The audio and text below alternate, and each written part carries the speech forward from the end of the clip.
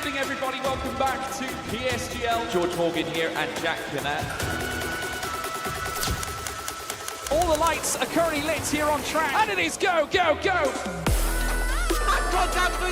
Donoso with a crafty manoeuvre up the inside. Masterclass from the Chilean. Crucial championship points on offer here. Do not count out Danny Berezne. Longe has done the job. This is for the win between these two. Rasmussen wins the United States Grand Prix. Alfie Butcher wins for the first time ever. Lucas Blakely takes the championship. It's Barry Foreman. Jarno Opmeer is your champion.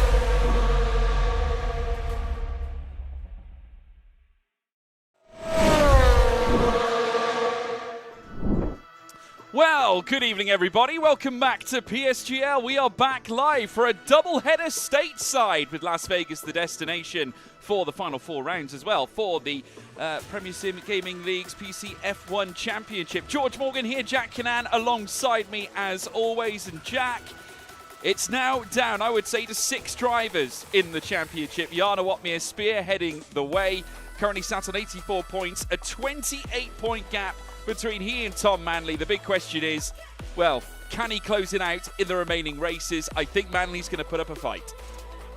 Certainly will. If Manley's going to put up a fight, he needs to put it up now. 28 points is a large gap in PSGL terms, of course. 16 points for a victory. We've got a point for pole position and a point for fastest lap as well. So keep that in mind as well. While Jarno has got a substantial lead coming into this round. He cannot win it this evening, but if he does have a good round tonight, he could possibly line it up to take it in Texas.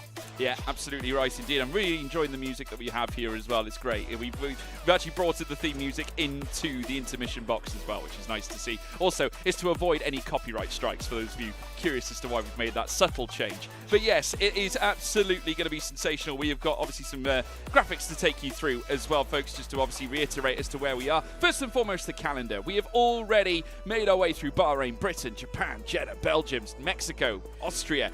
Last time out at Qatar. Today, we wash up at Las Vegas. We roll the dice around Nevada in the United States. Next up is a trip to Texas for round 10. Then Brazil, the penultimate round, and also Abu Dhabi. Shanaka Clay, of course, the race winner when we last ventured around here last time. A fantastic performance as well. In the meantime, speaking of fantastic performances, last race result, Tom Manley ushering in his 2nd win of the season. And in totality, we're talking 3 race wins in PSGL as a whole at the top level. Tom Manley, definitely one of the strong up-and-comers that we're now witnessing in terms of the championship, and we'll talk a little more about it. But first of all, let's hear from the man himself. Hello everyone, Tom Manley here, and tonight for PSGL is round 9 of 12 at Las Vegas. Vegas is a track I've never particularly been quick at or got on with very well, but if there's ever a track to be slow at, it's definitely Vegas. So as you may or may have seen, there's lots of bunching up towards the end with that big back straight. So the guys in the P67 area, I feel like, have probably got a really good chance to win, honestly. Because, you know, there's going to be lots of slowing down. They're kind of in a good position to pounce on that. For myself, in PSGL, I'm currently P2 in the championship. I'm happy with the progress I've made this game so far. But, you know, PSGL isn't the real thing. It's all down to the esports season. So hopefully I can carry that form over. That's the goal. And yeah, but in regards to tonight, I'm sure, you know, it's going to be the most chaotic one yet, and there's going to be lots of stewards inquiries, maybe some front wings broken, but yeah, hopefully we have the DRS for the last straight. That's going to be crucial, but yeah, it's going to be a chaotic one. PSGL's not the real thing. Say that again, Tom Manley. No, it's okay. He is, at the moment, he is, of course, currently in Dreamland in terms of race wins. 2 already this season. The only person to match Jarno Opmeer's tally so far this campaign. Brendan Lee now notched down to 3rd place in the championship. He didn't have a grand finish last time out, finishing in 8th. It wasn't ideal. Certainly wasn't Qatar in repeat, because remember, the season before last, we saw the Kick Sauber outfit actually charge to a phenomenal performance the season prior. Of course, Ronhar also finishing outside the points. Ferrari, though, flexing once more with Burman Longe after finishing 4th and 5th, but it was all Red Bull, really, when we factor in Manley, Opmeer and Rasmussen. a Red Bull triple header at the very top of the results page. Let's take a little look at the drivers' standings right now. Oh, it's not exactly fully enlarged, unfortunately. We haven't had to get these off the Twitter page, unfortunately. But Tom Manley, as you can see, has now moved up into second place in terms of the Drivers' Championship. Let me just largen those out for you there, folks. Did not quite merge over as it probably should have done. We've then got Jarno Opmeer now on 84 points after the P2 last time out, after laying claim to pole position as well, bringing home 13 points in total. Brendan Lee down in third, Berejne fourth, Hofland in fifth, Lawrence in sixth. Altogether, phenomenal championship so far for Jarno Opmeer, though it's great to see the young pretenders coming through now, Jack, and I must say, Aston Martin, what a growth they have had. Obviously having one of, I would say, of the weaker rosters in prior seasons in F1 sim racing. Arguably now they have the strongest with Lawrence and Hofland. Well, I mean, with the way things are going, absolutely. I mean, they've certainly shown some good pace this season. And of course, Duncan Hofland and Otis Lawrence both coming out with victories this season in PSGL as well. I can tell you, the lobby did start. We're having to restart it for probably, this is the first for me. Nicholas Longa was actually spectating along with us and to turn it off. So now we have to restart the whole thing again. So bear with us. Yeah, he must be practicing for impending retirement or something like that. I'm not quite sure. Maybe planning a punditry career or something. Sit tight, everybody. Yeah, Duncan Hofland actually watching on as well tonight, not taking part, unfortunately, so we're going to miss Big Dunk here this evening, but good to see you in the chat, Dunk, and we hope to see you back ASAP. Let's take a look at the team standings. Red Bull flexing once more. Currently sat on 101 points as it stands ahead of Kick Sauber. Again, it looks like it's going to go Red Bull's way. Despite Freddie not having the best campaign, Jack, Jarno's results have definitely helped them out. Absolutely, yeah. That's an understatement. I think Rasmussen has had a run of poor luck, I suppose. But again, Jarno's results, keeping that consistency and keeping them at the top of the standings there. Kick Sauber in second and V-Carb in third as well. But again, it's still a very tight fight between Red Bull and Kick Sauber in that regard. So we'll see how that turns out, but of course Jarno will want to keep that streak going. Of course, he managed to pick up pole position last time out after a really long drought. It was almost 3 game cycles since we last saw Jarno on pole, which is incredible. I think it was a crazy stat, like 800 days or something since he last was on pole position. So keep that in mind. He was very pleased with that. He was aiming for it and he came away with it. Certainly did. Let's take a look at the circuit as well tonight as well, folks. We're heading to Las Vegas, as you all know as well. This is incidentally is the Qatar circuit that we're showing you right now, which is not the correct one. God knows where we've come out with this one from, but nevertheless, we will be going to Vegas. So let's just quickly change that over for you. The wonders of OBS and all its memory banks and data. Here it is, 6.120 kilometers, 3.803 miles. And we have got 17 corners to take us through the Nevada circuit here at the USA. Fantastic to see. Obviously, a lot of carnage impending. We heard a little bit from Tom Manley saying it could be chaotic here tonight, Jack. Very furiously fast. Strategy pretty much blown out of the window. Pretty much, yeah. We've been talking about DRS chicken and all this kind of thing all season.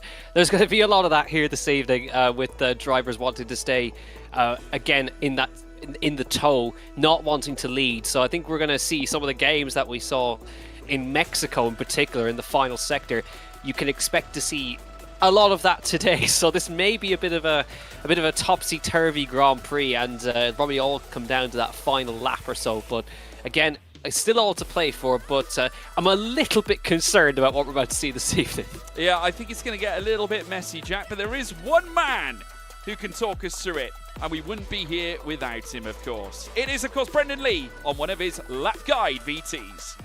Welcome to Vegas for PSGL tonight. It's going to be an absolute roller coaster of a race with DRS Chicken more than likely deciding the outcome.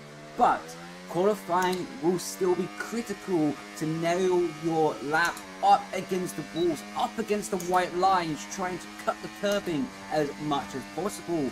Prime example coming in to turn 3, you'll be breaking the 100-meter board and cutting as much of the inside curbing as possible, ending the first sector spare.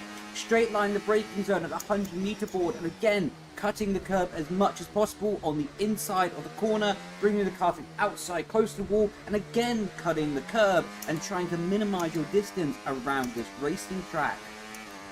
Most prominently and most notably is coming into the corner before the back straight. This left-hander breaking right up against the wall on the outside and cutting the inside curve. Again, trying to minimize your distance around this track. Onto the back straight, and you'll be climbing to well over 340 kilometers per hour. DRS wide open now, and this is the scene of the race that will be causing carnage, especially on the final laps as drivers try to decide where they want to be in the pecking order to give themselves the best chance possible of maximizing their results tonight. With that being said, this is the final straight and the final opportunity running up the start-finish line. Keen to the left, minimize the distance, and this is your hot lap here in Vegas before the race here tonight in PSGL. Roll the dice and hope for the best. Roll the dice indeed, Brendan Lee, and he'll be hoping to roll the dice tonight. 2 points between he and, of course, Tom Manley in the championship. It's been a good season for Brendan Lee, I'd argue, Jack. And I'd say as well, looking at Tom Manley, whilst obviously championship win doesn't seem realistic at this stage, just due to the mere points gap, he definitely has got to take solace in the fact that he has been competitive. And can I just add, Brendan Lee has been performing out of his skin in various league championships so far. It's been almost a resurgence on part of the two-time F1 Sim Racing champ. It certainly has, yeah, absolutely. We've been seeing that. We've seen that improvement all the way through. But of course, there is again for Tom Manley. He's managed to nip it to second in the championship now, ahead of Brendan Lee. So again, he's still in with that chance. But now it's all about he's got to perform. He's got to get another win under his belt. Needs to maximise every point score he possibly can. So it's going to make it's good. He's got a tough task ahead of him, especially when you have an in-form Jarno Opmeer at your hands right now. Yeah, no, it's going to be very tight. He was talking about one of the more dangerous points on the circuit, of course, that chicane coming in towards turns 14 and 15, coming out of the boulevard. Very tricky making your way around there. And then you've got the run heading down Harmon Avenue, which then sends you around turn 17, where you'll meet the start-finish line once more. Very furiously fast-paced. We saw the lead of the race change so quickly in the F1 Sim Racing Championship. Ron Ha was leading right through in towards the final corner.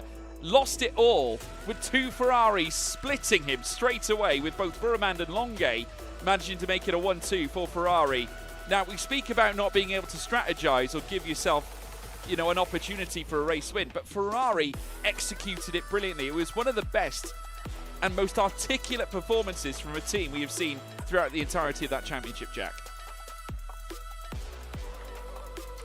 It certainly was, yeah, absolutely. So there's still, again, Q1 is underway, we think, at the moment. It's been a bit of an unusual start to our evening here with a couple of issues, but at the very least, Q1's underway now. A couple of reserves in today as well. Let's keep an eye on those as well. In particular, Ben Sabo Connie. Been a while since we've seen Ben Sabo, of course. He was back in the first season of this championship as well. He's back filling in this week as well. So nice to see him back as well. But again, there's still a lot to play for here. Lucas Blakely is also back with us this week as well, and he didn't even qualify last time either as well, so maybe now he'll have a go and see how far he can get up the grid, because of course remember Lucas was the opening winner in this championship, was championship contender, has missed a few rounds, but again he'll be looking to try and get himself back to form as well. Yeah, absolutely right indeed. Currently the car's making their way around the track. It's still very early days at the moment, folks. We won't see any initial laps come until a lot later. Jarno Opmeer having a slight love affair with the bollard out on track and just kicking it to the side as the Red Bull driver now makes his way down the straight. He's not the only one out on track, though. We've got Fabrizio Donoso also once again returning, this time for Aston Martin. Of course, no Duncan Hoffland here this evening. He does have Otis Lawrence, though, alongside him as part of the Aston Martin double act that's taking part here tonight. But yeah, terrific. Obviously, we've got to talk about some of the stats as well, Jack. Jarno Opmeer on the cusp of breaking a quarter of a century of PSGL race wins in PSGL, PCF1 alone. I mean, that is a phenomenal record. And dare I say, there's only one driver that comes even close to him, and that's Barry Burmand, and he's on 14. Yeah, it's amazing. 20 on the cusp of 25 victories. The only person who's going to be able to do that as well, and is getting closer and closer and closer to that 50 podium mark as well, which is incredible as well. But you look at we talked about this last week. You look at that podium.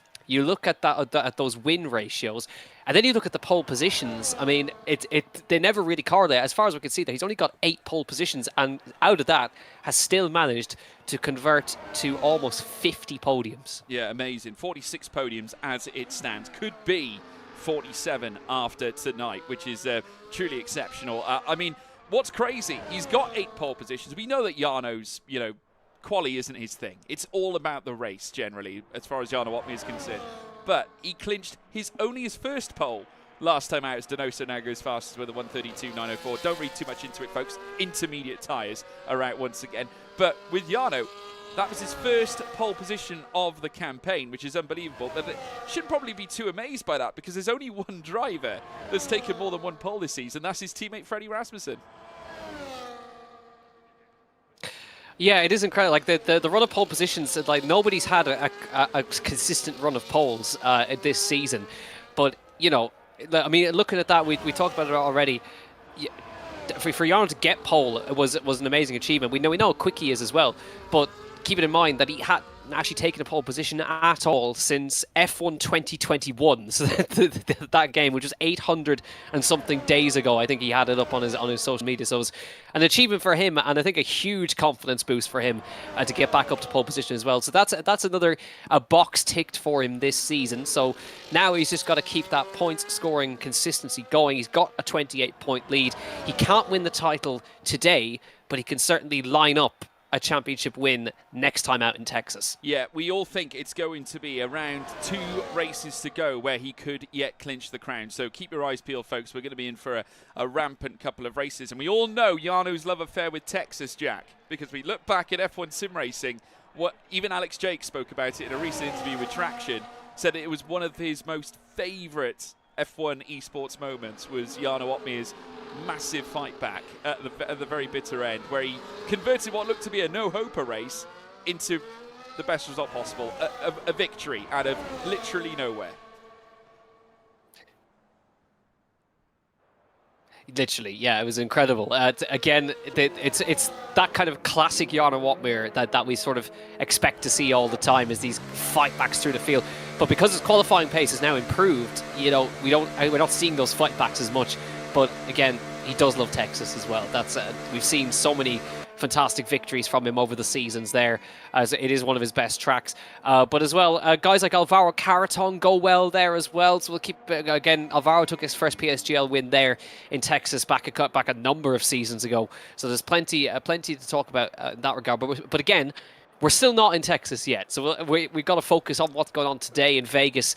And again, we talk about this championship almost certainly being Jarno's, but we've got to keep in mind things can flip on their head, because if things go wrong today, let's say for Jarno Opmeer, suddenly it goes back to within a 13-14 point advantage going into the next round. Yeah, absolutely, and it could yet twist. I mean, we don't know what's going to happen. I mean, anything can happen. A technical issue, an instant during the race, a DNF. We have had that. We had 3 DNFs last time at Los Sal, come to think of it. We look at Danny Berejnay, who's one of the seasoned professionals, obviously having his first retirement of the season back at Qatar last time out. It can happen to anybody, folks. But obviously, the way the stats are lining up, Freddie Rasmussen could be set to take his 4th pole position. We'll have to wait and see. Or will the trend outside of Rasmussen continue, where we get yet another person tickle the top end in qualifying, of course. Tom Manley still yet to take his first pole, despite taking 2 victories so far this campaign. 3 podiums he's taken, 2 of them race wins. Truly unbelievable. But this circuit in itself, we mentioned the challenges that it may face. Of course, Brendan Lee speaking about that too, with the fact that the track tends to pinch up heading through towards turns 1 and turns 2. Obviously wider down the long straights, lots of top speed generated.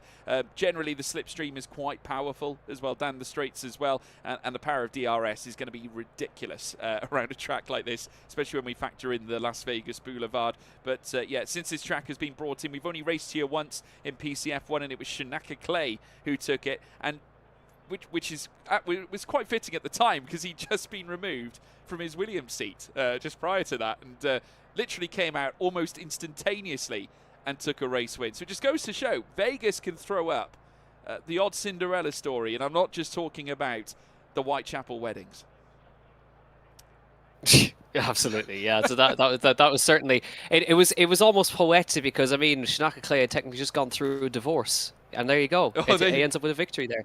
So there you go. I mean, this is what we're talking about, the redemption arc for Shinaka Clay, who's now, of course, with R8G, of course, heading through now.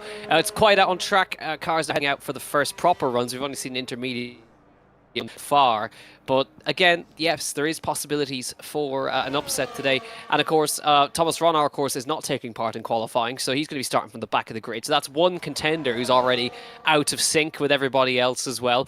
So there's a lot to talk about. And of course, last week, or the week before, sorry, 2 weeks ago, we were talking about that infamous stat that we had all the way through the season of anybody who started on pole still didn't finish inside the top 5. That was broken by Jarno Watmir, who finished second in Austria, of course, to Tom Manley. But nobody has won from pole position in this so far this season. So let's see if that continues. But I think, to be honest, I don't really know if pole position is going to be the place that you want to start in Vegas. For me, absolutely not. Well, I mean, listen, I mean, we talk about pole position and obtaining great results. Jarno Watmir was the first person to even obtain a podium after obtaining pole position as well. And that was last time out, back at Qatar, you know. So, again, around the realms of mystery, Jarno came to rise and took yet another podium on top of his first pole of the season. So there we go. You never know. Maybe we could be on the cusp of grand change here right now. What I can tell you, folks, is that we are now going to be getting into the thick of the action as we head trackside here this time around here at Vegas. Fabrizio Donoso, of course, currently setting the fastest time. Remember, though, that was done on intermediate rubber. He's not alone either. Tamas Gal doing exactly the same as we watched Danny Berejne make his way around the latter stages on the outlap, and now coming through turn 1 as he heads out of the first corner in towards turn 2. The first sector comes to an end at the end of Kovar Lane at turn 5, where you'll then find sector 2. He's got the DRS now open as he bursts down the straight. This is, of course, one of 2 DRS points. Of course, the other one down the boulevard, as you'd expect. But now rushing around out of turn 5 through towards turn 6. He'll meet sector 2 now, 25.6 in sector 1. No question, obviously, our purple first sector, as this is our first lap that we're going to see on soft rubber.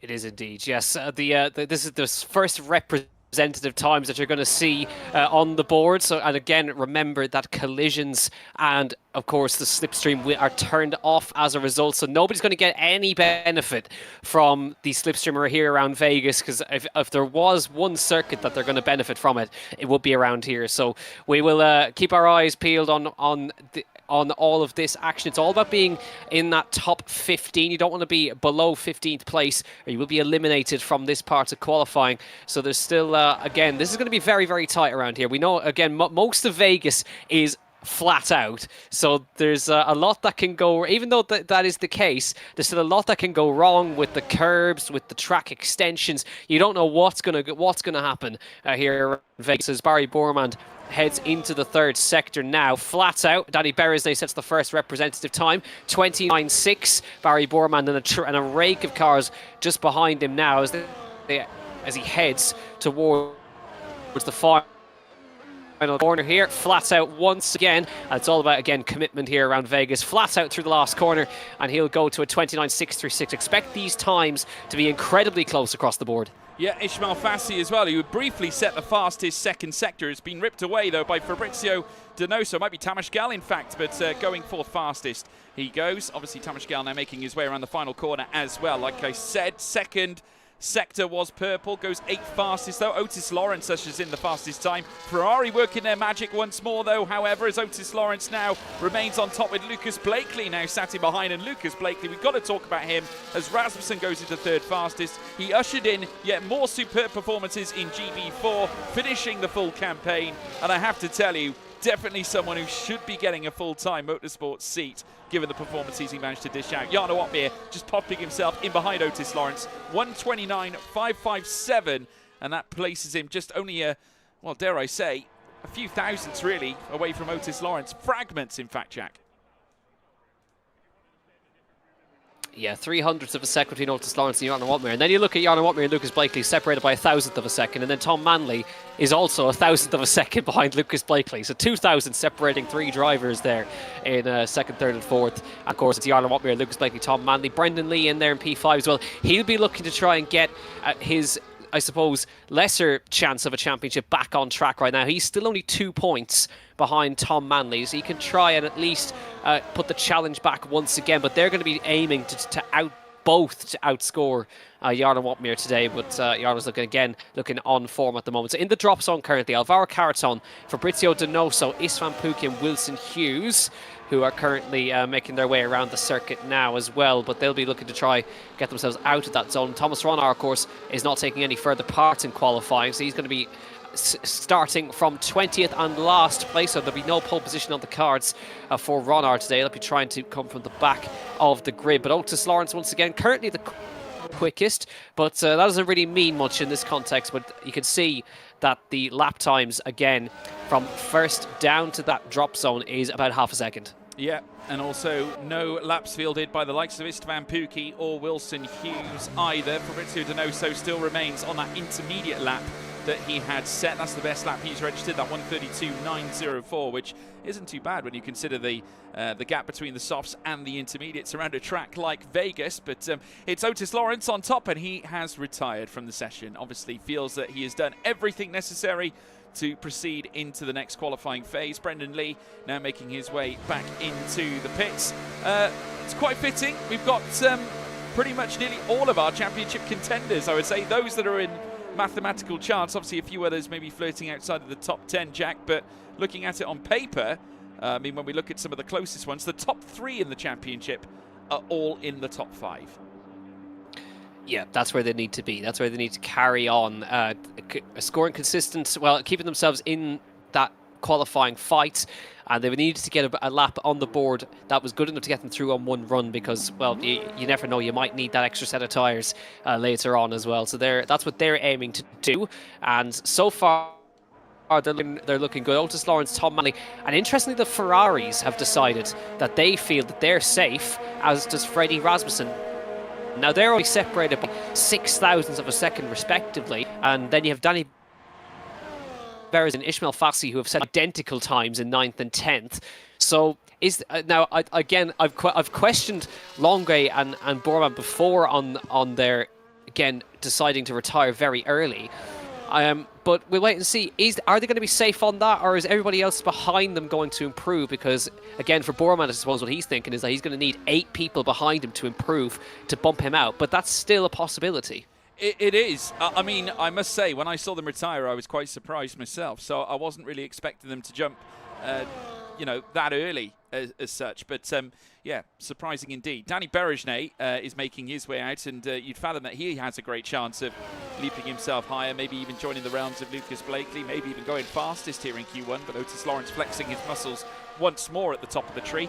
Ishmael Fassi also, remember, ushered in the fastest middle sector at one point at the very start, so no doubt he's got more left in his pocket. Not forgetting Josh Edo, Jake Benham, Tamas Gal, plenty of good, decent names, certainly decent drivers that have every chance of extracting something out of this final run here in Q1. Keep your eyes peeled as well on the likes of Alvaro Caraton, who I'm expecting to rise too, as well as Istvan Pukki, who's proven to be a Grand League racer as of late. Danny Berejne, though, about to proceed on his second fast run here in Q1. Let's see whether he can elevate and break into that top 8, Jack.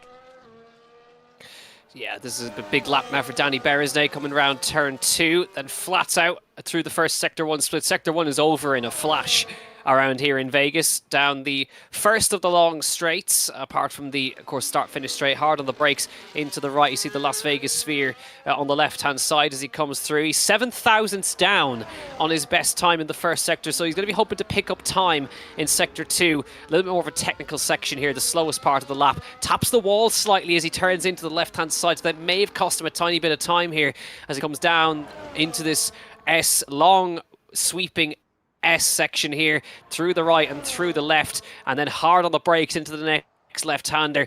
One of the slowest corners, again, trying to use every circuit, hoping that the curb doesn't spit you into the wall, and he's found 0.03 of a second there. So that's going to, for the moment, will push him in front of the Ferraris here if he keeps this up down all the way down to the final sector split in just a few seconds here now, on down the Las Vegas strip on the left-hand side there, and he'll now try to see if he can improve this time. He's looking good for me, and he did find a big chunk in that middle sector here in Vegas as he weaves his way through up towards the final corner right now.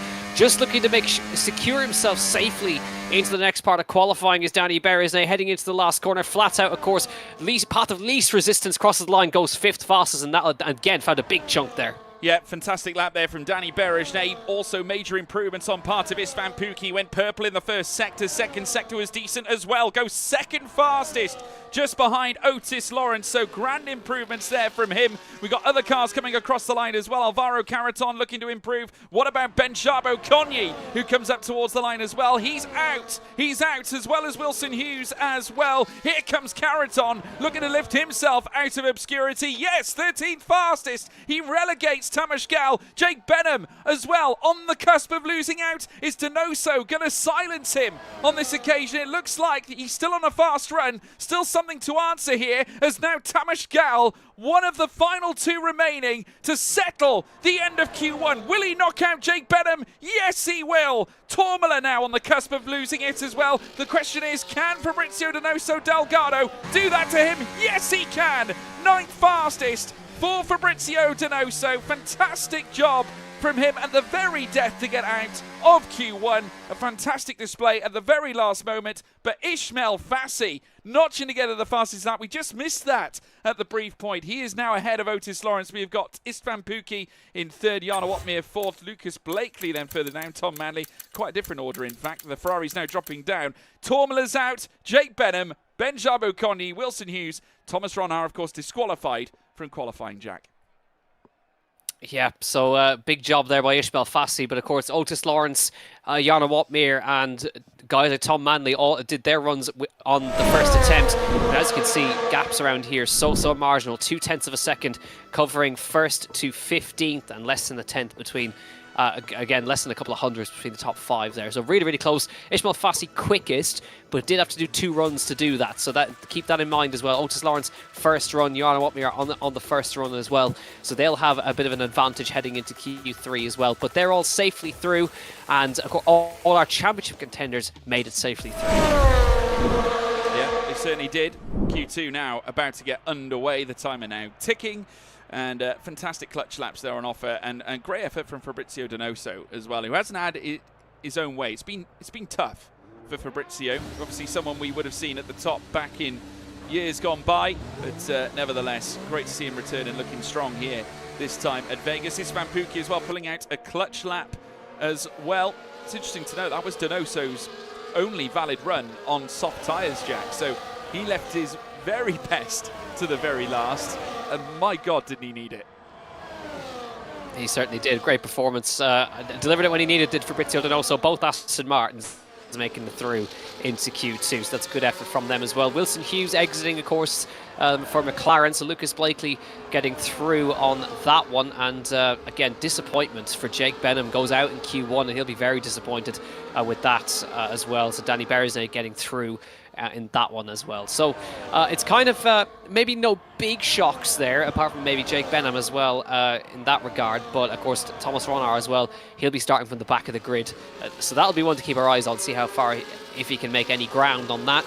These first runs in Q2, you can expect these to be on used sets of the soft tyre, as they all make their way around as well. But they'll all just be trying to make it through to that top 10 shootout. And keep in mind, of course, here in PSGL, there is a championship point on offer for pole position. So even though it may not be statistically the best place to start, it is a way of picking up championship points as well, as Jarno did last time as well. So again, it could all be crucial come the end of this season. Yeah, it could be. And, you know, obviously this is where these sort of points totals add up. We factor in pole positions, we factor in fastest laps as well. Let's watch now as the drivers get set for their first fast runs here in Q2. Jana Watmere, the very first. Let's right on board here with the Flying Dutchman. Of course, we did have the lap guide earlier on from Brendan Lee, but Jarno now at the helm this time around in a bid to become a champion once again and add his name back into the record books once more. And obviously become the most winningest driver in the history of PSGL. Looking to take down the great Big C's record in PSGL as well. Of course, an 8 times champion overall is Conor McDonough.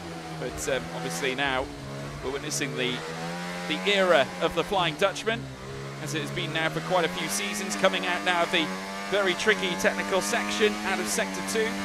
very soon meeting the boulevard, I am sure, as he now stretches down through Sands Avenue, through turn 10, now in towards turn 11 and turn 12 as well. Sector 3 will start just after this bend. You can just take in all of that curve. So aggressive over it as well. Just need to try and harness the car. See that rear end can step out, but no concern here for Jarno Opmeer. He's now into sector 3 proper. He's not the fastest driver in the first sector. Barry Burman has taken the fastest first sector time. Opmeer holding on to purple in the middle sector. What I do want to say as well, Brendan Lee matching the purple first sector set by Barry Burman as well. Opmeer now flying through the final chicane at 15 and 16. He's then got a trip down Harmon Avenue to then undertake turn 17. Let's see where the time sits. Burman looking fast as well, just in behind. Jarno goes fastest. Burman takes him though. 129.782. Good first gasp here by the two rivals that have competed in years gone by. Truly exceptional. Barry Burman matching Brendan Lee's fastest first sector overall. Lucas Blakely second fastest as it stands. Tomasz Gal also about to usher in his first lap, but unfortunately invalidated that last run. But Burman draws first blood, Jack. It's a very impressive lap from Barry Burman on used tyres, of course. All these on used tyres. Fastest times in Q1 were in the 29.5s. So you can see that's the difference there. But Barry Burman pulling out a 29.78 on the used set. Lucas Blakely slotting in the middle as well.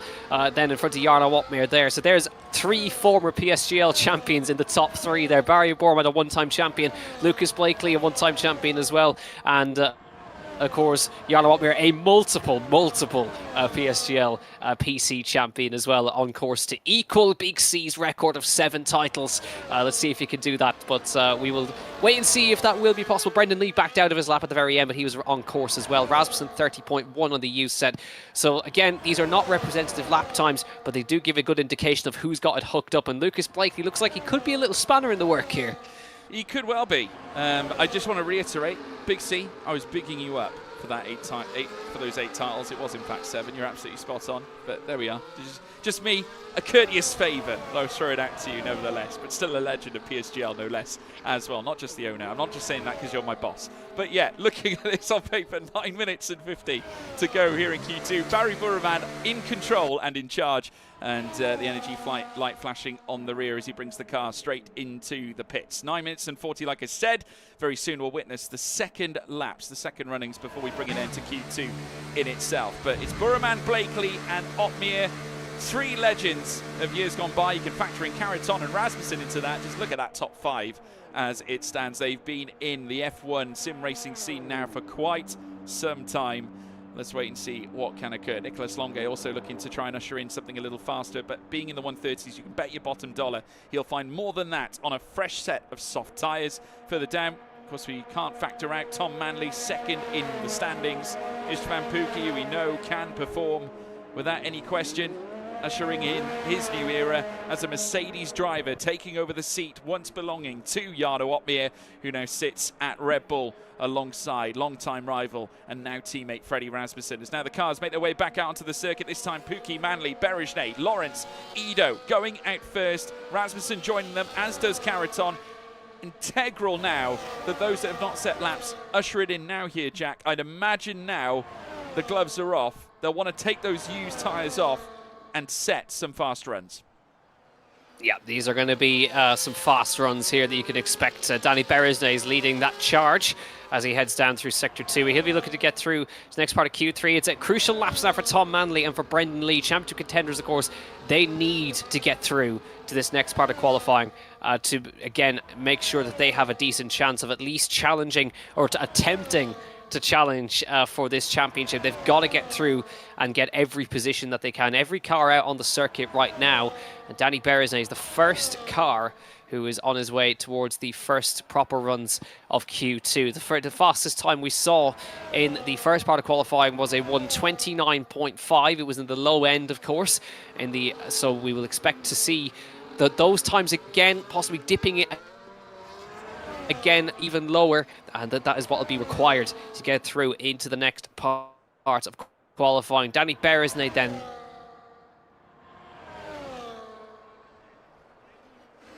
heading flat out through the final corner, and he'll be looking to try and get his gloves off as he can and pick up as much time as he possibly can. So Danny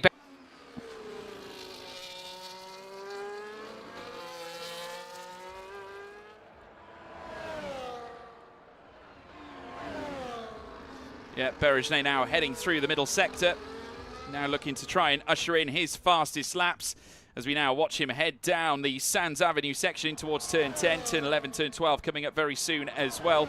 And then, of course, I'll take the trip down towards Las Vegas Boulevard. Let's take a look at the sector times and see where it sticks at this stage. Obviously, Burraman's time, the 129.782, holding all the cards with Blakely just in behind. Remember, the gap is slender, 48 thousandths as it stands. But an invalidation from Danny Berejnay straight out of the blocks. That is not ideal at all and will set him back in this stint. Plenty of other drivers, though, looking to go faster as well. Tamas Gal obviously looking to get set on his fast run. He's not alone because there's plenty of others that are also looking to usher in their very best. Otis Lawrence also invalidating his previous run too. Though there is a driver improving, that is Freddie Rasmussen. He's gone purple in that middle sector, and also improvements in hand for Istvan Pukki. Purple in the first. Tamas Gal just nicking that purple middle sector as well. It's looking good so far for various drivers out on track. Tamas Gal's purple middle sector just dusting off Freddie Rasmussen's by a slender margin. Pukki goes fastest. Here comes the Great Dane. He's going to look to take him down. He does.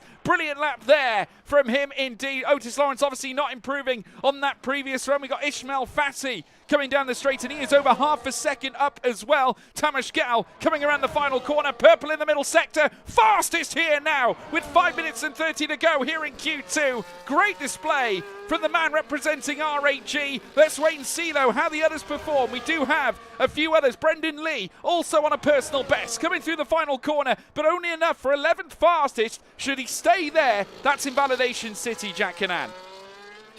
It is, yeah, and it gets again pushed further down to P12 now for Brendan Lee, and you could see when he crossed the line, he's shaking the steering wheel. He was not happy with that lap. He's got lots more in that, and he knows it. So he'll have to go again with Brendan Lee. Danny Berejnay with the invalidation, Otis Lawrence with the invalidation. So again, this is turning out to be a really interesting part of qualifying. Tamas Gal currently quickest by a couple of hundredths of a second, or a couple of thousandths even, out of Barry Borman, Rasmussen, Pukki, and then the cut-off time currently being Lucas Blakely on a 29.614. It's a big lap from Tamas Gal to get into the 0.2s straight out of the box, but I think there's still another twist in this tail here, George. There's still plenty of time left on the clock. They've got time to come back in, put another set of tyres on.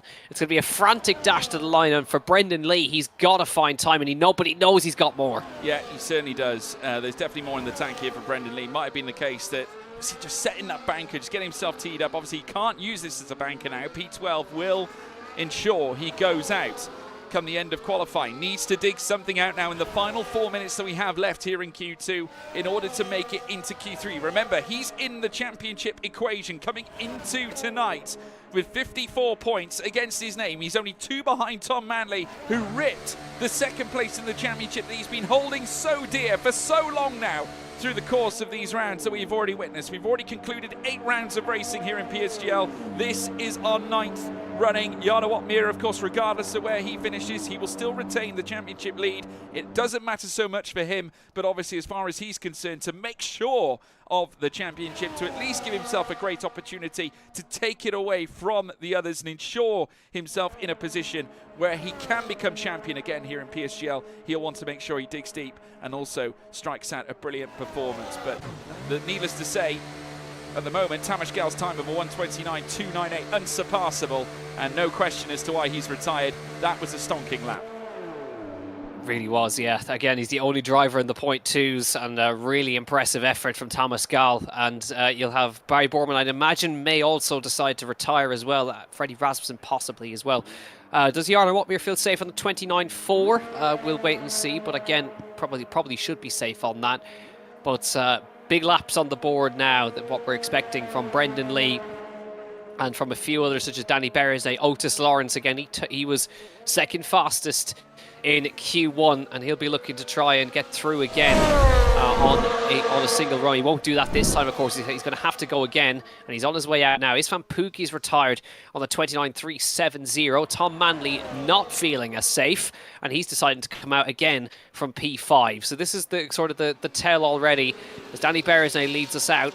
He needs a time on the board now. Invalidated that previous run. He knows he's got pace to get through, but it's now hooking this all together. So easy to invalidate around here at Las Vegas with the curbs.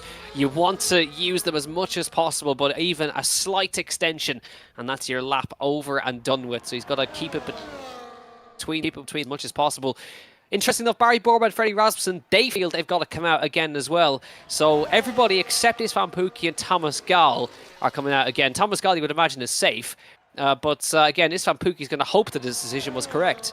Yeah, he will be hoping so. 29.3 is still a viciously decent lap, I think, at this stage, but we'll have to wait and see as to whether they do hang on. Of course, we're coming into the dire straits now of the outlap phase. Obviously, let us know who you're supporting in the live chat, folks. Danny Berejne and Otis Lawrence still yet to usher in their fastest laps or any lap at all through the course of Q2, but we saw that didn't worry Donoso too much in Q1, Jack, because he managed to get through anyway.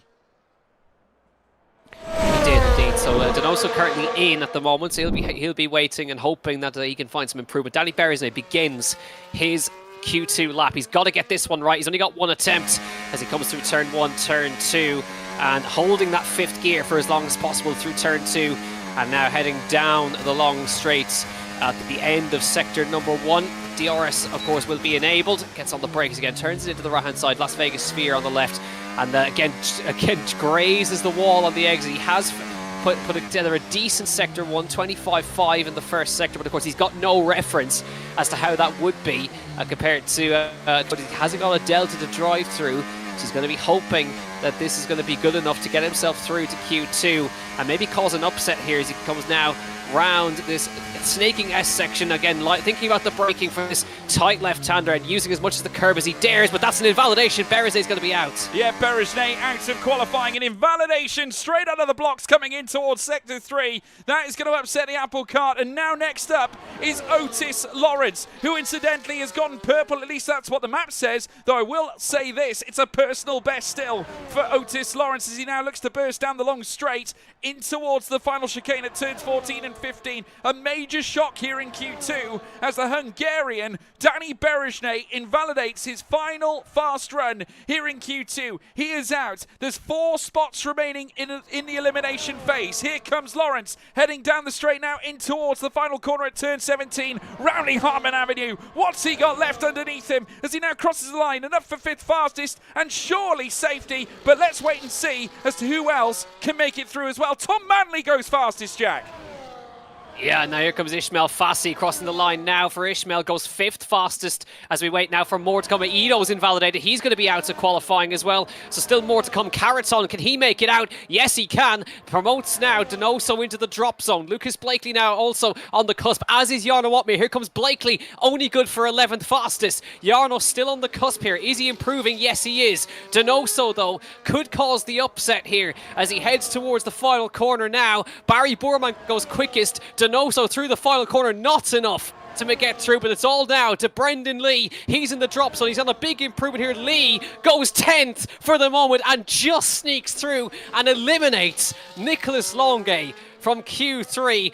That is a lap right out of the bag for Brendan Lee, and he sneaks through by just a couple of thousandths. Gets through to the next part of qualifying. Boorman goes quickest, Manley second, but breathe a sigh of relief for Jarno Watmir. He set the same exact time as the car in front of him, but Brendan Lee on the money and a couple of thousandths, and he gets through to Q3. 3 thousandths of a second, the threshold between success and elimination there for Nicholas Longue, and he's out of qualifying, relegated by former Ferrari driver Brendan Lee. Barry Burman, though, Longue's teammate, fastest here in Q2. by 62 thousandths of a second ahead of Tom Manley. Tamas Gal in third, Freddie Rasmussen fourth, Ismail Fassi in fifth, Istvan Pukki sixth. Alvaro Caraton makes it 2 Williamses heading through to Q3 with Otis Lawrence in eighth. Jarno Opmeer barely making it through, matching Otis Lawrence's time of a 1:29.383 as well. Brendan Lee then further back, and eliminations are including Nicholas Longue as well as a number of others, including Lucas Blakely as well. Some major shocks, Jack Cannan, off the cusp of that one. I mean, Longue being one of them. We've also got to factor in Lucas Blakely, Ido getting invalidations as well, and Danny Berejne, of all people, someone who has been so long in league racing and someone we've known to be so successful in the past, has been league racing for years. Back in the days when AOR was obviously dominant, he was one of their major players, one of their form players back in the day, as well as the likes of Brendan Lee. Massive upsets there. Yeah, big upset, especially Longue, you would say, get it, and Longue and Blakely, the biggest shocks right there as well. Longue, again, a couple of thousand, 4,000s was all it was as separating through, but Brendan Lee pulled the lap out right at the death to get himself through. All three championship contenders have got through to Q3, which is massive for their chances as well. So that's a good effort from them. There was 2 sets of drivers that had set the same time. It was Otis Lawrence and Jarno Opmeer, and as well as that, I believe there was another set of drivers just in front of them that also set identical lap times. So there was almost four identical times on the board right there, which is incredible. But Barry Borman looking good so far, and Tom Manley as well. They're up towards the front, and that's about Barry Borman. That's where Tom Manley has got to be now. He's got to be towards that front heading into this next part of the championship, of course. Brendan Lee, again, snuck through. He may not have, let's say, the outright pace for pole position, but even just getting through into that Q3 would give him a massive boost. Yeah, absolutely right. It'd be absolutely huge for him. Brendan Lee, of course, in this championship fight as well. It got to factor in as well. Otis Lawrence currently sat 6th in the championship, just behind Duncan Hoffland, his fellow Aston Martin teammate. Freddie Rasmussen also getting through, of course, hasn't had it his own way this season. Obviously, it goes wrong in the races for Rasmussen, so it's not necessarily the case that quali is his issue, because he's qualified. He's the only driver to have more than one pole position this campaign, so you never know, he might make it 4 pole positions off the back of this session. Let's wait and see. If he does, then we'll make sure to factor him out of any single race win altogether, should that curse continue. We've also got as well Williams, grand performances here as well, Jack. Ismail Fassi and Alvaro Caraton making it through. Phenomenal performance. Yeah, great job by them, and good to see them, both of them making it through as well. The sole Ferrari, of course, of Barry Borman making it through, the V-car by Tom Manley, and of course Thomas Gall, he got through on the single run in Q2 as well, so keep an eye out for Thomas Gall. He'll have a lot of confidence heading into next part of qualifying as well. So lots to keep your eyes on, but I suppose the most familiar sight that we're seeing right now is the consistent Q3 appearances of Red Bull, of Jarno Opmeer and Freddie Rasmussen. I think it's been incredibly rare this season where we haven't seen both of them get through to Q3. Yeah, no, it's exceptionally rare. I mean, it doesn't happen very often where they don't get through, but yeah, massive shocks from Q2, that's for sure. But Q3 about to get underway. Cars now, we've got some movements there in the pit lane as they now start to peel out of their grid boxes. They'll then make their way out onto the track. Big thank you as well to each and every single one of you for tuning in. If you've been tuned in on YouTube, big hello, as always. We love having you with us. I can tell you that there's well over 1,200 of you tuning in on YouTube alone, and also an additional number of you tuning in on Twitch as well. Big thank you to each and every single one of you for tuning in on YouTube. Hit that subscribe button, also leave a like as well. We would really appreciate it. And also check out the Twitch page if you're watching on Twitch. Big hello to you guys at home as well. Make sure you hit that follow button to stay up to date with whenever PSGL goes live. Don't forget to check out the PSGL socials at Premier Sim GL on Twitter, Instagram, TikTok, as well as various other places. We do appreciate you tuning in. Please let us know as well who you think's going to take pole. We will, of course, do a little bit of a roundup as well, just in before the final laps take place during the course of this session. But let's get your immediate viewpoints. Jack, who do you think's going to succeed? Who do you think's going to fail? Oh, who's gonna? I don't want to say the word fail because that'll just completely get rid of it. However, I think just for the sake of it, I think I'm just going to say Freddie Rasmussen just for the sake of it, because I've no idea who's going to take one, to be honest. It's been totally unpredictable. Rasmussen's the only one who's taken more than one position, and he has this habit of pulling laps out of the bag, out of seemingly nowhere. So I'm going to go Rasmussen for the moment. Well, I think you've got a fair hunch on that. I think obviously plenty of others to be concerned about. Two Williamses could yet cause a stir as well. Looking at the live chat here, we've got Go to Half a Pole, says Jason. We've got Yano, says Real Madrid fan for life. Who else we got? We've got.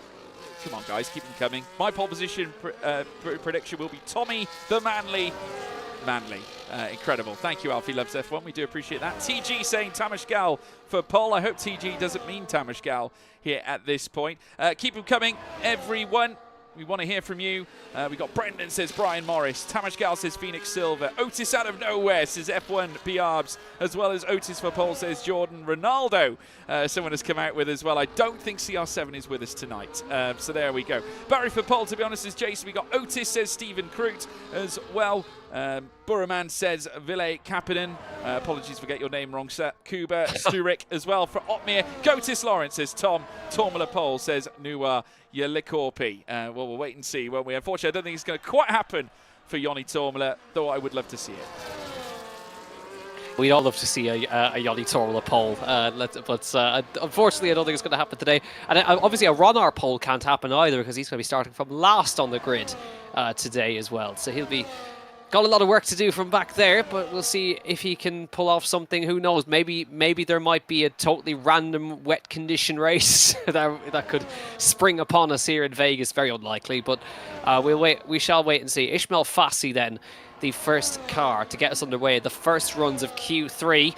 We get indications some might decide to do a used run. Here's the 29.8 for Ishmael Fassi crossing the start finish line. That gives you an indication then of where they are. But Otis Lawrence, 29.126 out of the box, and is again almost put a 10th on Tom Manley. They're huge lap from Otis Lawrence out of the box. Yeah, 65,000's clear of Tom Manley. Otis Lawrence leaving nothing to chance. Is not going to use a run on the used tyres. He's going to go straight out there and usher in a fast run. And what about Barry Buraman? Purple in the first sector, not quite enough in the final sector, but still topples Rasmussen, who holds the purple third sector. Fantastic lap though for Otis Lawrence, who puts himself on the precipice of getting through, I'm sure. Brendan Lee notches himself into fourth fastest with a 129.314. First blood drawn by the young Welshman, Otis Lawrence. The question is, chat, is Otis Gotis? We shall wait and see. But again, huge lap straight out of the box for him. And again, great job for Tom Manley. Again, he got himself on the front row provisionally for the moment, and a set of 29.1. That'll give him a good delta to drive through. Barry Borman as well, and Brendan Lee as well. Let's keep that in mind. Championship contenders here, ladies and gentlemen. Tom Manley and Brendan Lee. First row and second row currently. Yarno, of course, that would have been a used set of tyres for Yarno Watmere there on a 29.496. So very interesting qualifying on the cards right here. First laps out of the box, and it's the young guys of Otis Lawrence and Tom Manley who are currently sharing the row of the grid. And then it's Barry Borman and Brendan Lee row 2. So you've got youth versus experience on the first two rows of the grid. Yeah, we certainly do. And it's a pleasure to watch as well. Of course, Tom Manley coming up through F1 Esports Challenges, proving to be one of the brightest stars coming through. We saw his great performances last season, as well as Alfie Butcher, who we can obviously again relay. Fantastic news, him getting signed by McLaren. No doubt, Jack, maybe an instant response to them losing Otis Lawrence, because of course it wasn't too long ago that we were talking about him joining Aston Martin. Yeah, absolutely, and a great scalp by McLaren as well. Again, absolutely a response and a great signing for them, for Alfie, to get Alfie Butcher on board. So well done to him, and hopefully we'll see him back on the grid here very soon in his new colours. But McLaren didn't have the best day today. Lucas Blakely knocked out in Q2. Wilson Hughes out in Q1. So, of course, Lucas starting from P12 alongside Nicholas Longue. So now, calm before the storm here in Vegas. And it's now time, in the stereotypical fashion, it's time to place your bets, folks. Who's going to take pole? You know what to do, folks. Get in the live chat. Let us know who's going to take it. We want to hear from you. Do you think Otis is going to grab it? Are you going to suggest somebody else? Of course, we still have 3 minutes and 13 to go until we find out. So make sure you light up those live chats. Let us know who it's going to be. I can already see we've got plenty of activity already in the chat. All of you giving us your opinions, and we do appreciate it. Keep us posted as to who you think is going to take pole this time around. Currently seeing a lot of support at the moment for the likes of Jana Watmere. No question, of course, the Dutchman's fans are obviously all here, but also Otis Lawrence getting some traction as well. Manly, go, go, go, go, says Alfie loves F1. We've also got further down Barry on pole, says Jason. We got Yarno, says Abdo Al-Shara, as well as Barry for pole for Danfield as well. Yarno wins, says Toka Malepa. Still going with Burman, says Ville Kepenainen. I got it right that time. We got George Warren for pole, says Real LECTV. You're a very smart cookie, that's for sure. Kuba Sturek saying, hopefully Yarno. Freddie for the pole, says Shashank as well. Otis says NASA. Otis says Stephen Crute. Yarno P3, Otis P1, says Jordan. Sisu Sutari saying Barry as well. We have got Otis No Doubt as well, says F1 Biarbs as well. Kryptonite, want to hear from you as well. I know you're a steward, but you can still weigh in. We've got a couple of others as well. Real Racer saying Freddie for pole. Easy Pookie pole, says Witty Sec. Freddie for pole, says Viraj Sholin as well. We've got you for pole, says Ramirez Martinez. Appreciate that again. No, not George or Jack. Fact, says Blake Ellenwood. Well, yeah, you need to be a little bit more positive than that. I mean, come on. Yarno says BK Racing. DRS, all of you, keep them coming. Jack, what do you make of it? A tough one to call, but again, this is sort of a mirror image almost of a couple of races ago where Otis was on pole for a long chunk of it, and then suddenly Rasmussen burst out of nowhere. Again, expect the guys who are kind of Ishmael Fassi territory. Let's not rule him out either. Thomas Gall has not got a lap on the board either. We know how quick he's gone as well. It's really anybody's pole position here in Vegas.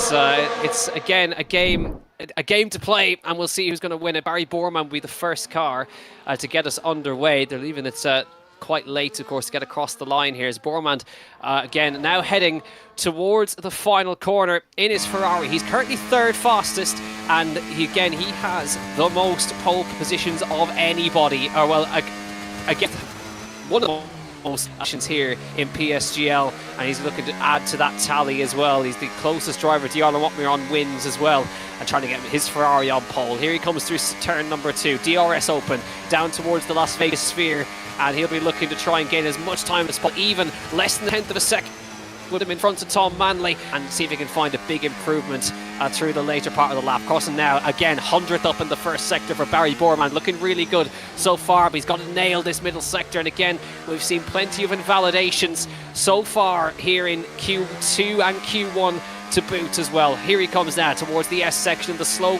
left-hander, and looking at least resistance through the left and the right, and spotting the braking for the left-hander. This is a big possibility for invalidations here on this curb. He gets it right this time, goes right out to the wall on the right-hand side and finds almost a tenth of a second, 800ths of a second up for Barry Borman here as he heads towards the final corner now. This currently is on course for a provisional pole lap if he keeps it together. We're keeping our eye on everybody else as well in the meantime. There's going to be a lot of drivers setting their final laps here. Needs to keep it together. Spotting the braking for the left-hander here is Barry Borman. Chucks it into the left, runs a tad wide, but tidies up through the middle part. And now it's foot flat to the floor for the final corner here. Barry Borman, can he steal pole position from Otis Lawrence here in Las Vegas? Crosses the start-finish line. Yes, he can. A 29.0 here for Barry Borman. Can anybody else top that? Alvaro Carreton won't. He's invalidated this time. We're waiting now for more cars. Here comes Otis Lawrence. Is he going to steal pole for Barry Borman? Back? No, it's an invalidation for Otis Lawrence. He won't do it. Ace Van Pookie goes third fastest. Now Jarno Watmir won't be pole for Jarno. It's fifth fastest.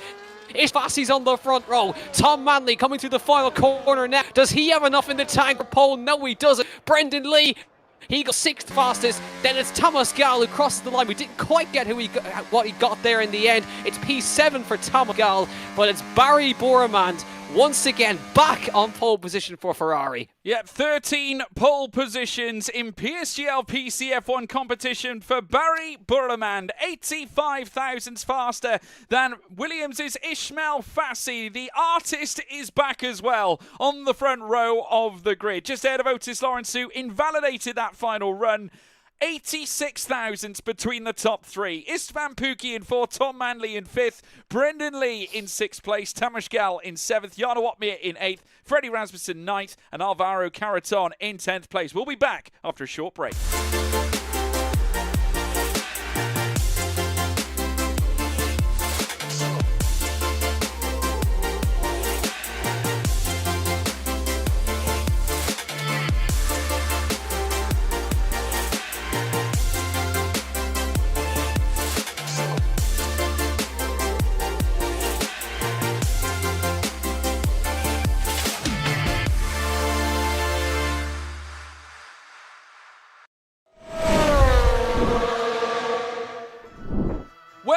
Welcome back, everybody, to PSGL. We have returned here for PCF1 action. Barry Burrowman, 85 thousandths between the top three, Jack Kernan. Absolutely unbelievable scenes. Burrowman, like I said, a mammoth of poles that he has managed to attain. He's actually got the stat over Jarno on this one. 13 is the magic number.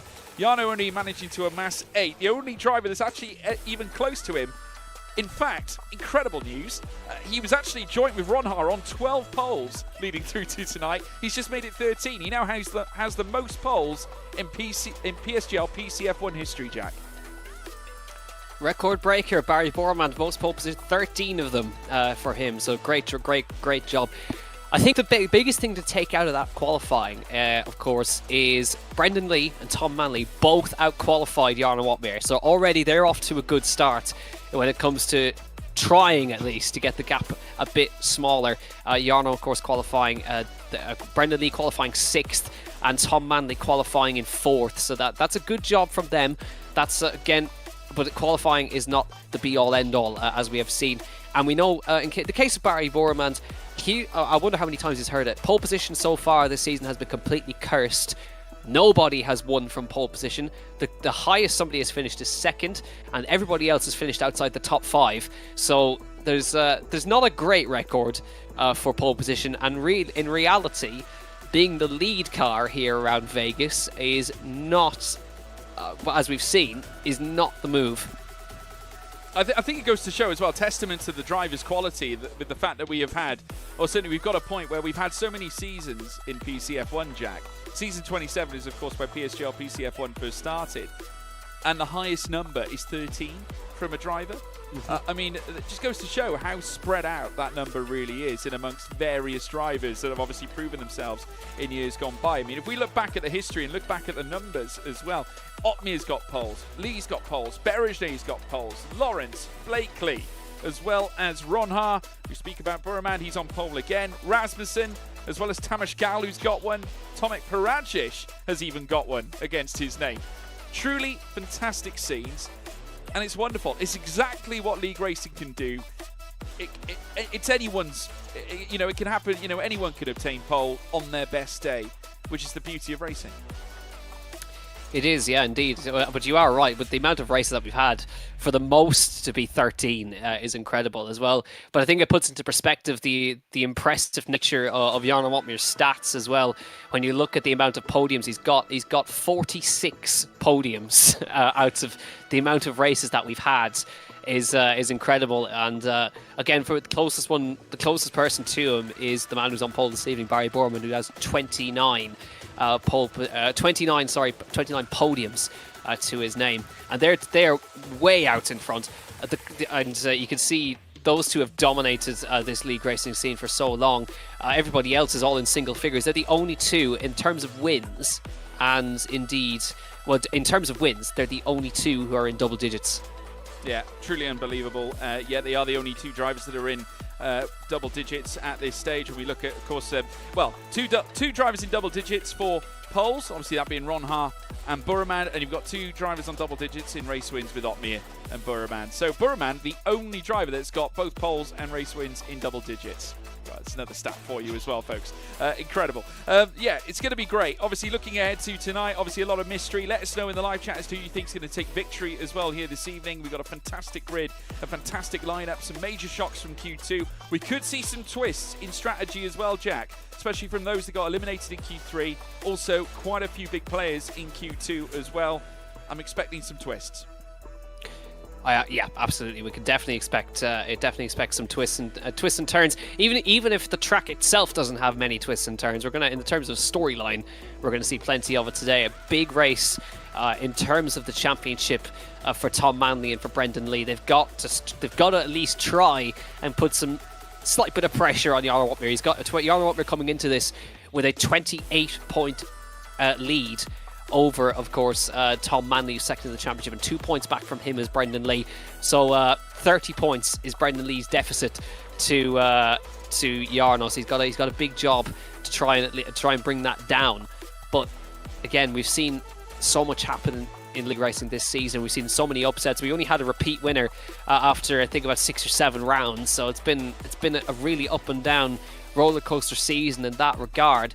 So there's still a lot on the line, but for Tom Manley and for Brendan Lee, they've got to capitalise when they can. Tom Manley is, of course, on a good run of form. He's coming off the back of a victory in Austria before we had the break week, and seems to be finding his mojo now, and can probably sense that there is a possibility of a title fight with Jarno Opmeer, which I'm sure he'd relish. Yeah, no doubt. Obviously, you're looking at the standings now, folks. There's quite a gap, obviously, for Manley to undertake. As Jackson rightly said, 28 points between Opmeer and Manley. Brendan Lee, 30 points behind Opmeer. Berejnay as well. I mean, while the fact that top 6 are mathematically in with a chance of taking the title, realistically, we've got to talk about it, that it's Jarno's to lose here at this stage, just given the fact that you look at his number, 84 at this stage. So Vegas could be the key here tonight, given the fact that we do have the situation unfolding as it is. Very key for Opmeer to make sure that he was in Q3 tonight, to obviously ensure that he is given a perfect chance to take the title with 2 rounds to go, potentially. We'll keep ourselves obviously up to date with that, and obviously keep you guys updated as well. The driver's just loading up into the lobby. The race is not too far around the corner. Just a quick reminder of those standings, as you can see up on screen. We'll also take a quick look at the teams as well. Red Bull in control as it currently shows. 101 points. They have broken a century after our last race back at Qatar, just ahead of Kick Sauber's 76 with B-Carb after Tom Manley's win last time, putting them in 3rd place with 61 points, just ahead of Mercedes. Ferrari still sat in 5th as well.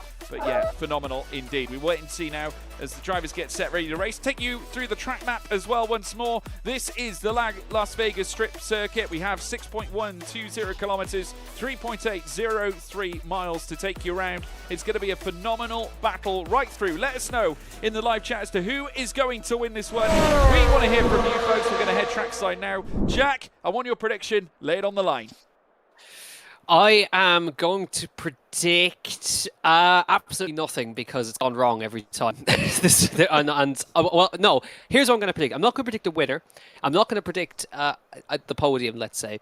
What I am going to predict is an absolute DRS chicken mess on the final lap. That's what I'm predicting. We had that at Mexico, didn't we? It was make it 10 times worse. Yeah. Oh dear, not again. But yeah, no, let us know, folks, in the live chat as to who is going to take victory. I'm predicting Jarno wins, says the chat, but we've got the lights now going red here at Las Vegas. And they go out, and it's pedal to the metal, and it is go, go, go, go, go. Great start for Barry Burman now as he makes his way in towards turn 1. They're just starting to fan out in behind. Ishmael Fassi not getting the best of launches. Pookie jumps ahead of Tom Manley as they look to battle over P4. Fassi now fighting back against Otis Lawrence, and he has a look around the outside here this time of Barry Burman. Big debris further back, a huge crash, and 3 cars are out. Jack Kinnan, wheel to wheel now between Fassi and Burman. In they go towards turn 5. And it's Ishmael Fassi who leads the way now on lap 1. He topples Burman. There is a car pile up on exit of turn number Donoso, Benson, Connie, Wilson Hughes all out. Rasmussen Long involved in it as well, as was Joni Tormala. Total disaster. Bad start for Brendan Lee as well. He dropped down 2 places. But Thomas Gall, Brendan Lee, and Alvaro Caraton, they're on the medium tyre. Everybody else is on the hard tyre. So they've got to make it work. But he lost the position to Jarno off the start. But Fassi, great job by him. And he now leads the Grand Prix. But again, what does Rasmussen have to do? Another poor start to his Grand Prix, and he's already out of this race. But there was a huge pile-up on the exit of turn number 2, and both of the Alpines caught up in it. That's his 2nd retirement this season. The last one came at Mexico. Barry Burman closing on the back of Ishmael Fassi once more, and yet another retirement. Longay is gone as well, and so's Joni Tormala, as well as Josh Ito. That is 7 drivers in fact, all retiring right at this moment. Truly astonishing scenes. We've got 13 cars crossing the line after the end of lap 1, and now Burman up the inside, this time of Fassi. In comes Tom Manley. Goodness me. Cars spinning in, left, right and centre, drive-through penalties. Tamas Gal currently leads the way. I do wonder whether we're going to get a restart. Yes, that call.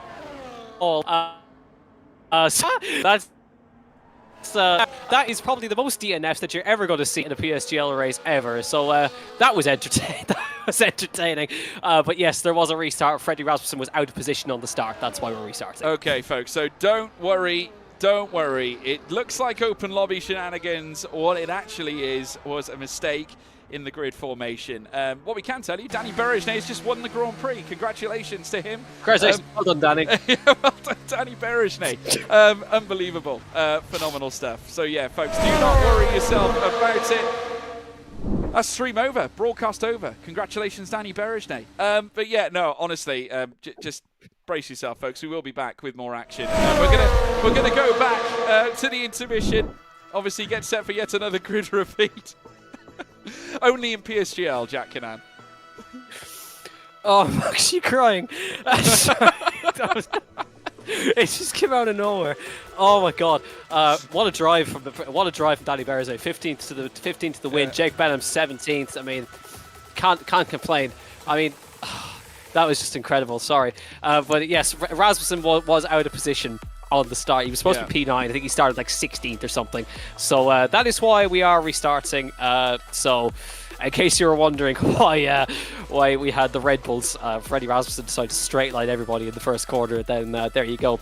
But at least it probably gets rid of the 7-car retirement that we had at the start of the Grand Prix, and it gives the chance for the drivers to try again and not make the same mistakes that they did. And I think Brendan Lee, of all people, probably welcomed that restart. He did not get a good start on the medium tyres, and he'll be looking to try and solve that again. I think I need about 5 minutes to recover after that. Yeah. I mean, it was bizarre, wasn't it? I mean, it has to be said. Yeah, we are getting confirmation from Big C as well in the live chat. There was indeed an incorrect grid. Yeah, unbelievable. Just a bit of a moment in setting up the order. Obviously, a little mistake on part of the team behind the scenes. So hopefully they'll get that fixed and we'll be back underway. Just waiting for everything to get back into working order. The drivers are still all in the lobby. They're getting set to go again. But, you know, I think what we can look at is obviously the start in itself. Obviously, a fantastic getaway for Ismail Fassi, Jack. I mean, Burraman looked to have the leap of his life coming in towards turn 1. I mean, obviously, we'll take it as we saw it. Obviously, I can't imagine they would have had the knowledge that we were going to have a restart. So I got to give credit to Fassi. Real determination, seems to have mojo around this track. Yes, he certainly does. So he'll be, again, just trying to replicate that. But Borman, of course, will have learned from what happened there, and he'll try and mitigate that factor. And Freddie Rasmussen will just be hoping that he gets put in the correct grid slot this time, rather than ended up down the back and not getting caught up in a 6-car pileup. So maybe now this is where his luck turns around. He gets taken out on the first lap, and now gets a second go at this. So we'll wait and see. I think that might have been. On lap number 1, let's say, that might have been the most amount of cars I've ever seen go out on the first lap in the form of 7. Yeah. So that just shows you the attritional nature of this. We're breaking more records, Jack. Breaking more records. The pole position record broken, the most number of cars caught up in a pile-up in turn number 2. And it wasn't even intentional, but we will see. But I think highlight that's going to live rent-free in my head for the next while is the straight line 180 mile an hour crash in turn number 1, and everybody else just decided to carry on. Danny Berejnay with a fantastic victory. Yeah, and also I would just want to say, Phoenix Silva, you're absolutely spot on. I'm going to look forward to watching this and that moment getting clipped up and put on TikTok. This has gone viral. Yeah. Can't wait for that. F1 esports pros that go open lobby. You'll never see that ever again, folks. You'll never ever see that again. I'm telling you that now. Absolutely unbelievable. You've just witnessed history right now. You know, we very nearly had a PSGL Monza right there, Jack. That could have been extraordinary. I don't know if it matches quite Monza, because the Monza was another thing. But another iconic league racing moment right there. That'll stay for many years, we hope. Well, the good news is I think we're about to get going again, because the lobby is now loaded up, so we will be back racing. So yeah, get your comments in the live chat, folks. We want to know who you think is going to win this one. For those of you who picked Danny Berejnay, no, you have not won yet. You have to pick again. We will be undertaking the restart once more. The cars just getting themselves ready and lined up onto the grid. We've got a full lobby back with us. It's as if it never happened. You wouldn't even think that it did. But as you can now see, we are back trackside. And there you can see the live scenes from Vegas. We are back at the Boulevard. Jack, any more thoughts? No, I'm out of thoughts right now. But yeah, no, I think the drivers will have learned a lot right now. This maybe now because of that poor start. Does Brendan Lee decide maybe now I'm not going to go on the mediums to maybe try a different strategy? And some guys might decide to swap their strategy entirely because of that one start that they just did. So keep an eye on that. It's possible. A lot of people saying that Danny got robbed. Yeah, you could. I agree. Yeah, I absolutely agree. We as commentators agree with you viewers in the chat. We support Danny Berejnay. The cars now lined up on the grid though. The lights are about to go red. All 5 lights are indeed lit. And it's pedal to the metal, and it's go, go, go, go, go. This time Fassi getting, I think, a better jump than he did last time. Manages to cover off Otis Lawrence, who immediately, though, dashes up the inside. Great start for Burman. Pookie once again pouncing, this time on Brendan Lee, who has another bad start and drops down to 6th place. So not an ideal getaway once again for Brendan Lee, who immediately fights back. Here comes Ismail Fassi down the long run in towards turn 5. Will he make the jump yet again? Down the inside again from Brendan Lee. 2 places gave back. He lost 2, but he took them back straight away, Jack. It's Burman, though, out in front. Yeah, learned the lesson from the last time. Thomas Gall making the mediums work as well, side by side with Jarno Otmir through the middle sector. Inside line for Otmir now. Does he have the grip to do so? Outside line for Thomas Gall, and he drops by, and he's on again. Thomas Gall on the mediums as well. Carrots on Josh Ito, Yoni Tormel, Ben Salvaconyi. They're all on medium tyres as well. But great job by Barry Borman. This time he got the getaway, and Brendan Lee made no mistake twice this time, making 2 places off the line right there. And moving into P4, needs to make these mediums last very well. But Otis Lawrence challenging Ismail Fassi now as they head towards sector number 3. Yeah, getting very close and personal in behind. Brendan Lee is not going to have any qualms about making a move. He's on the medium tyres, needs to make places while he can. And Brendan Lee now moves up into 3rd. Fantastic move needed to be done heading in towards the final chicane at turns 14 and 15. And now he's going to light things up down Harmon Avenue as now Fassi has a little look at the inside of Barry Burman. Both drivers on the hards, remember, so they're going to be looking to go long on this stint. 25 laps ahead of us as now once more a look down the inside from Tamesh Gal, this time on Tom Manley. No moves made from the top 10 coming through the first sector and out of turn 1 so far. Thomas Ronha has managed to jump Wilson Hughes as well, so Hughes is now at the back of the field. But able for 1 lap here, of course, and you can see Thomas Gall, he's now hungry to make the move on Tom Manley. A little bit of contact through the middle of the corner. Manley leaves the space on the exit, and he won't have the room to do so this time. And Thomas Gall getting a little bit frustrated now as he touches the wall on the braking as well. He's trying to make his mediums work. He's shoving Tom Manley through the middle of the corner. He won't be very pleased about that, will Tom Manley, as he exits the corner. Now Rasmussen fights in with Alvaro Carreton in the background as well, and Lucas Blakely fancies a bit of that as well, as Carreton getting very close with Lucas Blakely. They are side by side into the braking zone. The left-hander, Blakely up the inside. Carreton going to get squeezed to the wall. There's almost contact. There is contact on the exit as they go side by side down the straight now. And watch for Josh Ito slotting in behind as well. He'll find a bit of space, and Yoni Tormala will go 3 wide down the straight. Here comes Yoni Tormala in the Alpine. Can he make possibly a double move here? Possibly a triple move. There goes Yoni Tormala past Josh Ito, trying to slot in behind Lucas Blakely as well. And Brendan Lee, in the meantime, has taken the lead.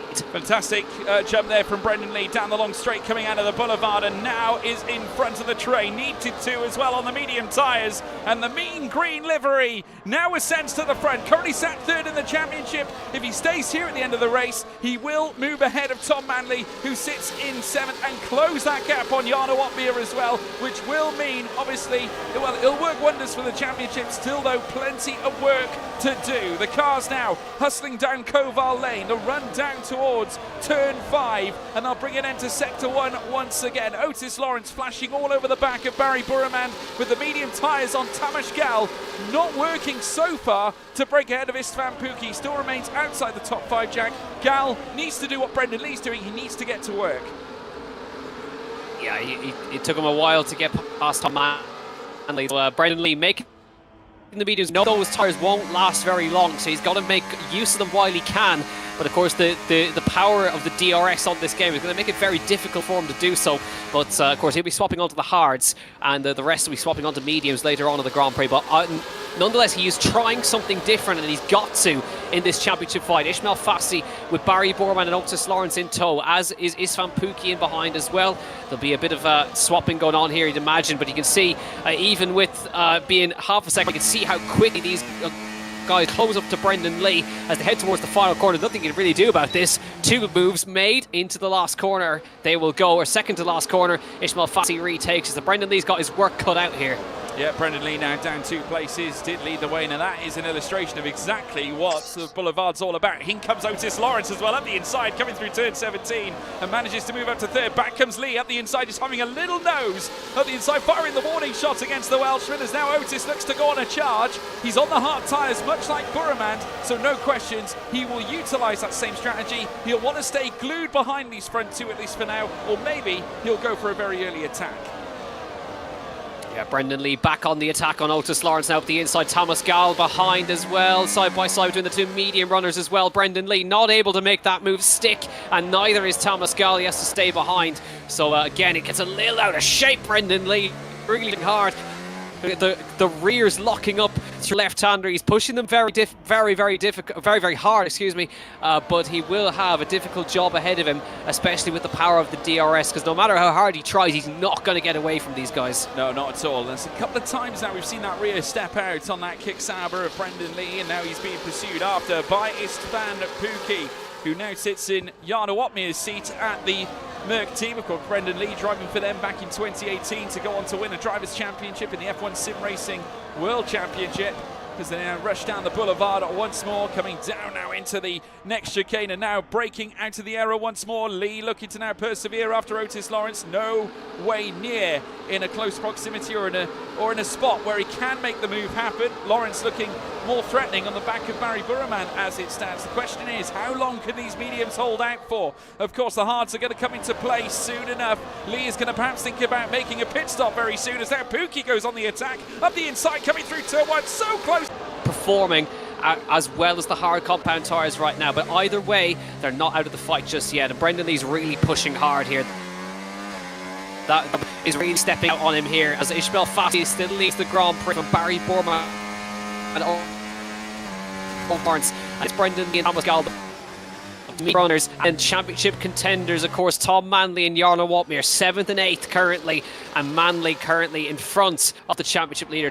28 points separate them in the championship, but he'll be looking to try and make that a bigger gap later on in this race. As now here comes a few more possible moves here as they head down towards the Sector 3 split. Nobody going for it, but Barry Borman will swap to the lead on Ismail Fassi, and now Tom Manley fancies a go on Thomas Gall. Contact with Brendan Lee. Is there wing damage for Tom Manley? Because that was a pretty large hit into the rear of Brendan Lee that time.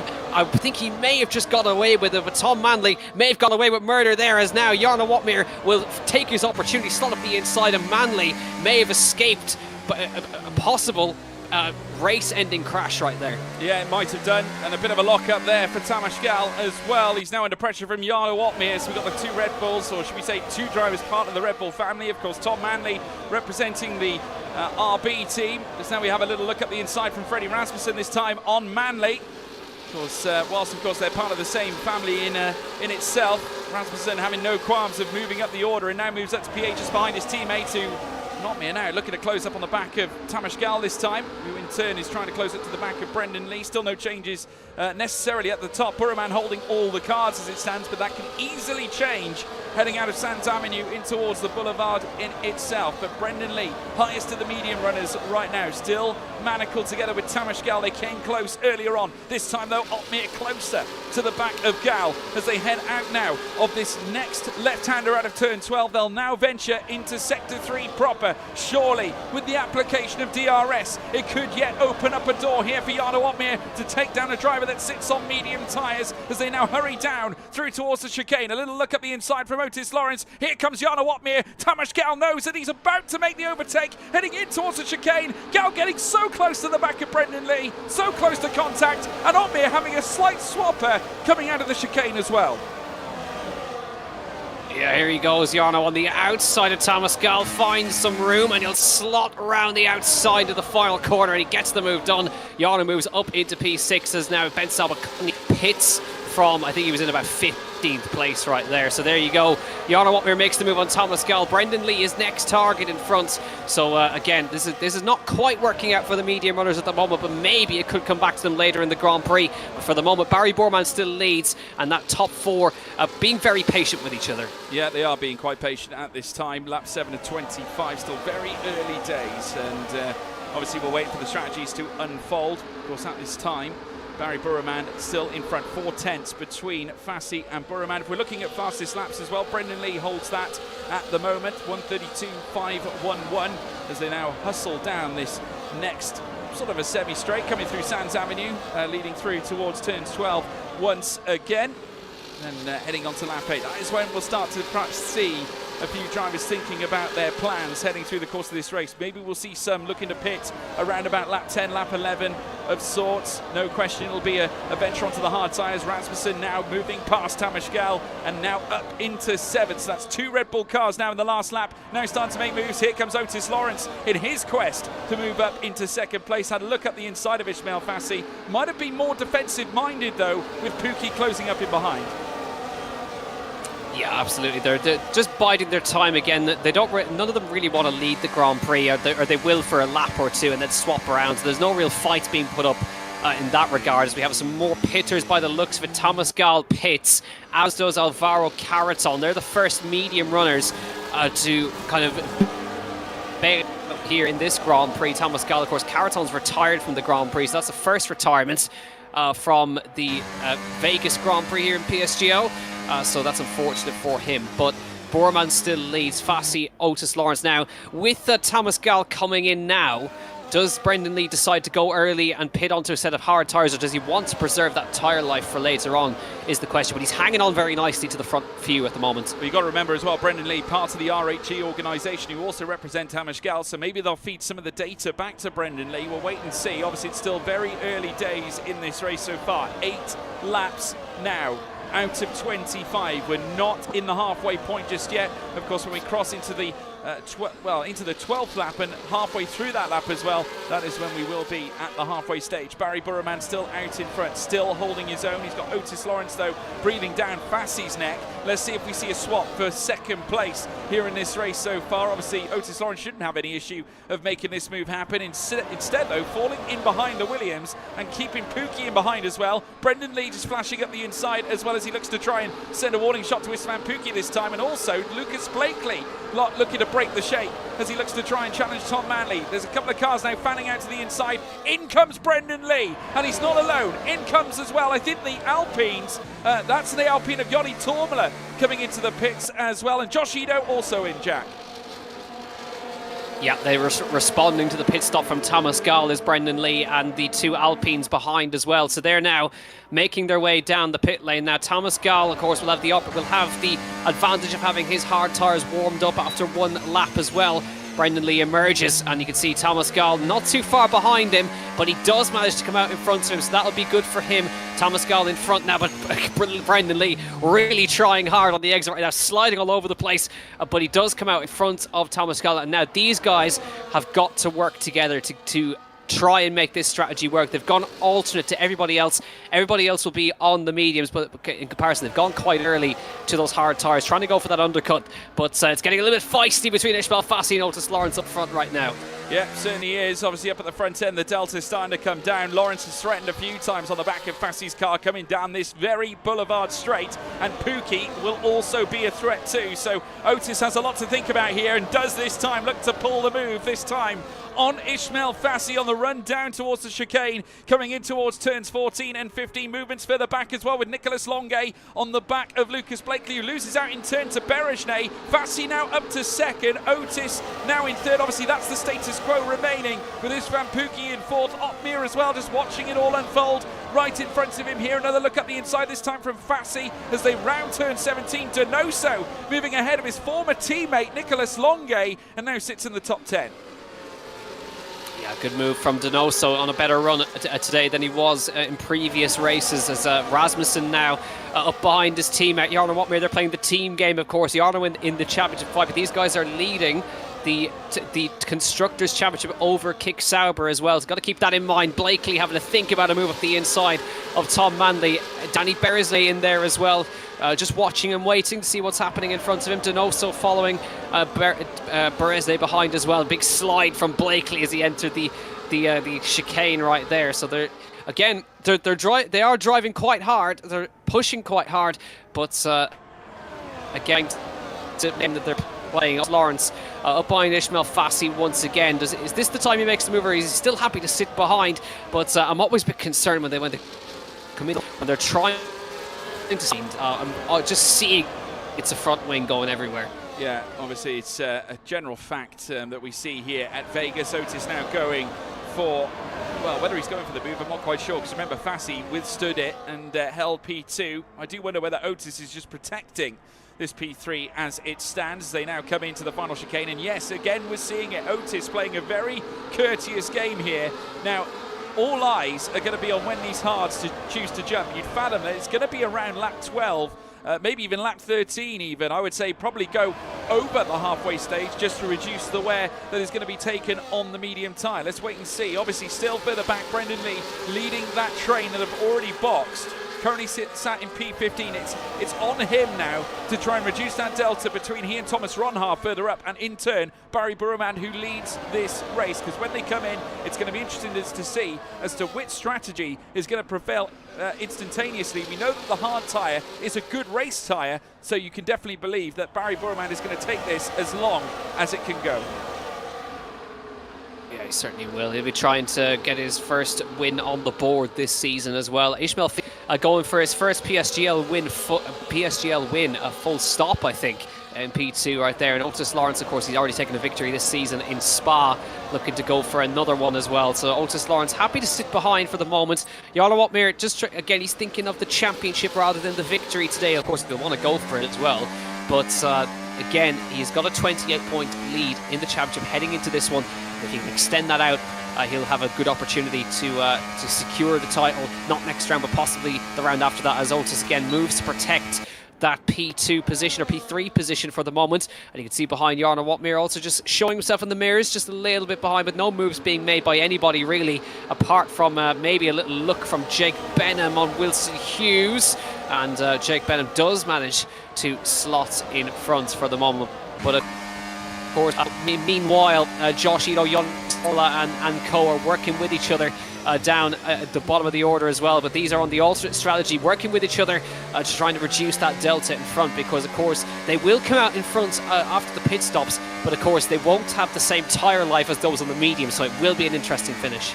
Yeah, well, we're running aboard now with this Van Pookie down the long straight. Fassi once again giving chase after Barry Burman, fanning out to the inside. In comes now is Van Pookie, who's going to look to challenge Otis Lawrence. Now, the only reason he'd look to potentially do this is in consideration for a pit stop, and now looking to try and challenge Otis Lawrence for a place in the top three. Can't quite do it, having to renege, but they were so close to contact. In fact, I can't imagine they didn't make contact. Surely they must have, but Otis holding on to third and remains in touch with Ismail Fassi, so the train does remain. Remains for the moment anyways, and Barry Bormand again just is still leading the Grand Prix. Ismail Fassi happy to sit where he is and hold that P2, doesn't want to lead the Grand Prix, but Barry seems very comfortable where he is at the moment, but if he was in this position towards the end of the Grand Prix, I'm sure he wouldn't want to be where he is right now. 0.6 of a gap back to Ishmael Fassi. Of course, he's now the only driver in this train without DRS, and you can see behind now. No moves at all being made for the time being, apart from, again, Thomas Ronhaar making a move up the inside of Jake Benham, and he almost puts it in the wall, does Thomas Ronhaar there for a moment. Now, car to the inside, but going into the pit lane. Otis Lawrence, the first to... Yeah, Otis Lawrence jumping into the pits already. We're seeing some of the first drivers come in now, so Burman needs to try and turn the screw. Now, obviously with them coming in, all eyes now peeled on Brendan Lee to see how this unfolds. Both Aston Martins opting for the early jump. Across the line goes Brendan Lee, who's just sat in 13th now, just in behind Wilson Hughes. They now cruise through turn 1, and yes, easily clearing the 2 Astons. So Brendan Lee's strategy started to unfold here, Jack. He's on 4 lap old hards that will get to the end, obviously, no question about that. Yeah, but now it's a case of how do they hold on versus the medium runners now, because those mediums will be very quick now. So it's a big task ahead of Brendan Lee. But again, he's got to try something in this championship fight. Josh Ito's worked himself into this fight as well, as has Thomas Gall, Joni Tormala as well in the mix. Of course, Ben Sabakoni and all those guys are on older hard tyres. So it will be a difficult task, but track position may be key for Brendan Lee, that is, and for Josh Ito and the Alpines in due course. So it'd be one to watch for sure for these guys. But Barry Borman, Ishmael Fassi, and all those guys are going to filter out in the middle of this train as well. So Brendan Fassi taking that lead.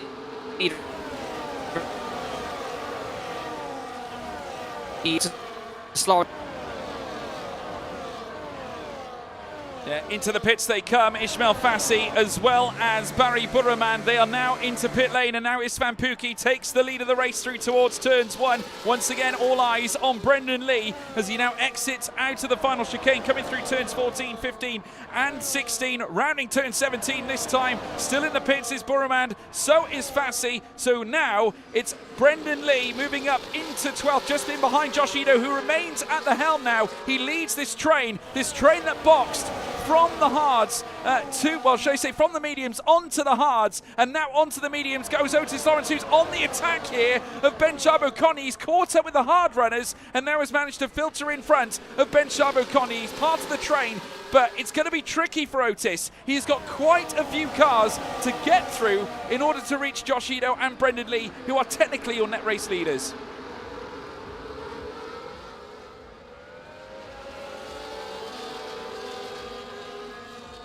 We do apologise, folks. We do seem to be having some issues with audio currently, unfortunately, with from Jack's side. Obviously, Discord not playing ball once again this evening. But lap 14 of 25, and it's Otis Lawrence currently chasing after those in front. Jarno Opmeer has gone for the lead of the race, just jumping ahead of Freddie Rasmussen. Istvan Pukki down in 3rd, and now there's approximately 2 tenths in between those 3 drivers. Of course, fairly even in between the bunch as we now watch them heading down now in towards the final corner at turn 17. More cars coming into the pits. Istvan Pukki opting for the box as well. So key that they can usher in these fast laps. Obviously, Jarno Opmeer, Rasmussen, Manley, they're going to work together. They're part of the same Red Bull family. They're all looking to elevate their delta in order to give themselves a comfortable cushion to land themselves in front of those that made the early stop, as they now crawl through this initial phase. Now as more cars come into box, lap 15 of 25, 10 to go.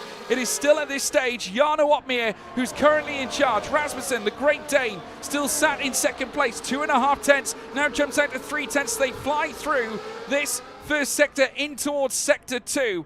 Further back, we've got to take a look at Brendan Lee, 11.9 seconds away from Wilson Hughes, and you'd fathom that obviously those that come into box off those lengthy, hard tyres, they're obviously going to be coming in very shortly, and Brendan Lee should take the overall race lead. 10 laps to go. If we take a look at the lap times from last time out, obviously, at the moment, as we're watching Brendan Lee, he's registering 1:32.075s. That last lap, incidentally, was a personal best from Brendan Lee. As now Opmeer goes for the lead of the race, jumps his teammate. So it's now the Great Dane who's currently sat in charge ahead of Jarno Opmeer. Otis Lawrence now also on the attack, just ahead of Tamas Gal at this stage. They head down now towards the chicane. Once again, it looks like there's going to be a swap in the offing as now Josh Ito goes up the inside of Brendan Lee. More cars coming into the box. In come now the trio of Red Bulls and Lucas Blakely. 4 more cars coming into pit. Danny Berejnay now takes the lead of the race. So it's Berejnay, Longate, Benham, Ronha. Around the final corner comes Josh Ito. leading those that boxed earlier. Move up the inside as well as Fassi looks to go on the attack, heading through in towards turn 1 against Joni Tormela. Tormela making his way through, but not quite ahead of Fassi. Remains behind. Jack, you back with us? I don't think he's back. Not back with us just yet, folks. We'll, of course, keep you posted. Unfortunately, we're having some technical glitches behind the scenes. Very bizarre. Discord not playing ball, but at the head of the field, it is still Danny Berejne. We're running on board here with Joni Tormela. The Finn heading through the next left. Fassi just locked in front of him. Tamas Gal currently sat in 9th as they now cruise through in towards Sands Avenue. And very shortly, they'll then make their way down the boulevard. There is Berejne. Still locked in. Barry Burremand on the attack as well. Fresh medium tyres on offer here for the Iranian, who's going to look up the inside here of the Alpine driver. Fantastic move there from Burremand. Just flexing those fresher medium tyres. And now, crucially enough, Nicolas Longuet leads the train at the very front. So very similar exercise on part of Ferrari here in a bid to perhaps give themselves a chance at a race win. Longuet now peeling off to the inside as he looks to come into the pit. So Ferrari now bringing in their second car. Berejne retakes the race lead. So now once again, we watch as Otis Lawrence leading Brendan Lee, Josh Ito, Tamas Gal, Ishmael Fassi, who come around the final corner. They will, of course, move up into P4 out on track. And onwards, 3 wide, coming in towards turn 1 again, as we now see Ishmael Fassi up the inside of Josh Ito. Fantastic efforts on part of this trio. And Brendan Lee, somehow, someway, keeping himself in front as well, but side by side between Fassi and Ito. On the run down towards turn 5, Brendan Lee also at the inside of Otis Lawrence. They look to go very close together, coming through turn 5 and in towards sector 2. But it is going to be Brendan Lee who holds on to 5th. Otis Lawrence remains in 4th. 11.9. Lee once again losing the tail on his car as they now come through towards the next left-hander, coming out of turns 9. And now down the next segment through Sands Avenue in towards turn 10. It's still Berejne in control. Fassi once again manacled. Under pressure once more here from Josh Ito as they cruise through the next left coming out of turn 12. Heading down the long straight once more. They'll bring an end to yet another lap. This is lap 17 of 25, soon to become 18. The top 3 still yet to pit. Berejne, Benham and Ronhar going long on their hard tyres. There you can see them fanning out as well in behind. Brendan Lee, Ishmael Fassi, Josh Ito, all of them battling together. Fassi now in behind, looking to chase down after Brendan Lee. Barry Burremand as well, looking to tackle Tamas Gal as they head through out of the chicane. Somehow, Tamas Gal able to hold back the force of Barry Burremand, but it might not be for long as we now see the trio come into pit. In comes a 3 wide, and now it's Pookie holds on to 9th place with Tormela now looking to attack. Once again, wheel to wheel, heading through turn 1. Once again, round the outside here from Tormela. Can he hold it together? No. Pookie defends. P6 now, and Otis Lawrence has come out in the lead of the race. Absolutely fantastic efforts here on part of Otis Lawrence. They head down now in towards turn 6, but a big mistake. Just a big swapper coming in from Otis Lawrence under braking. And Brendan Lee fared a potential opportunity. Remember, many of these going long on the hard tyres at the very start. Lawrence, though, has put in such a huge effort to bring himself to the top. But remember, he has got older medium tyres than the likes of Freddie Rasmussen, than the likes of Istvan Pukki, not to mention Ishmael Fassi. Unbelievable scenes here in this race on lap 18 of 25 as they now rush down through towards the boulevard.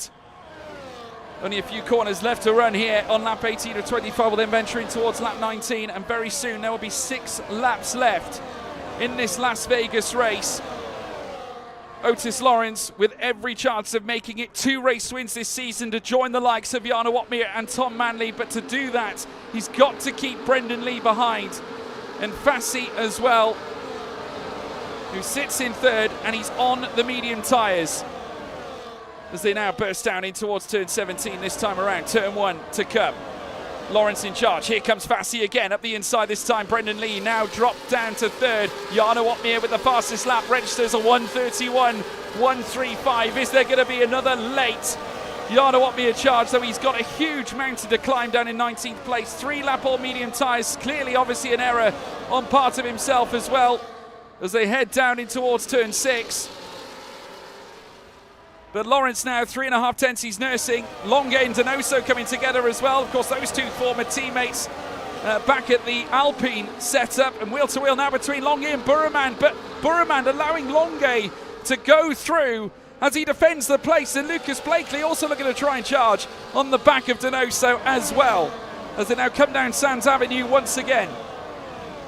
They're going to come down in towards the next left, coming out of turn 12 and bring it into sector 2, this time on lap 19 of 25.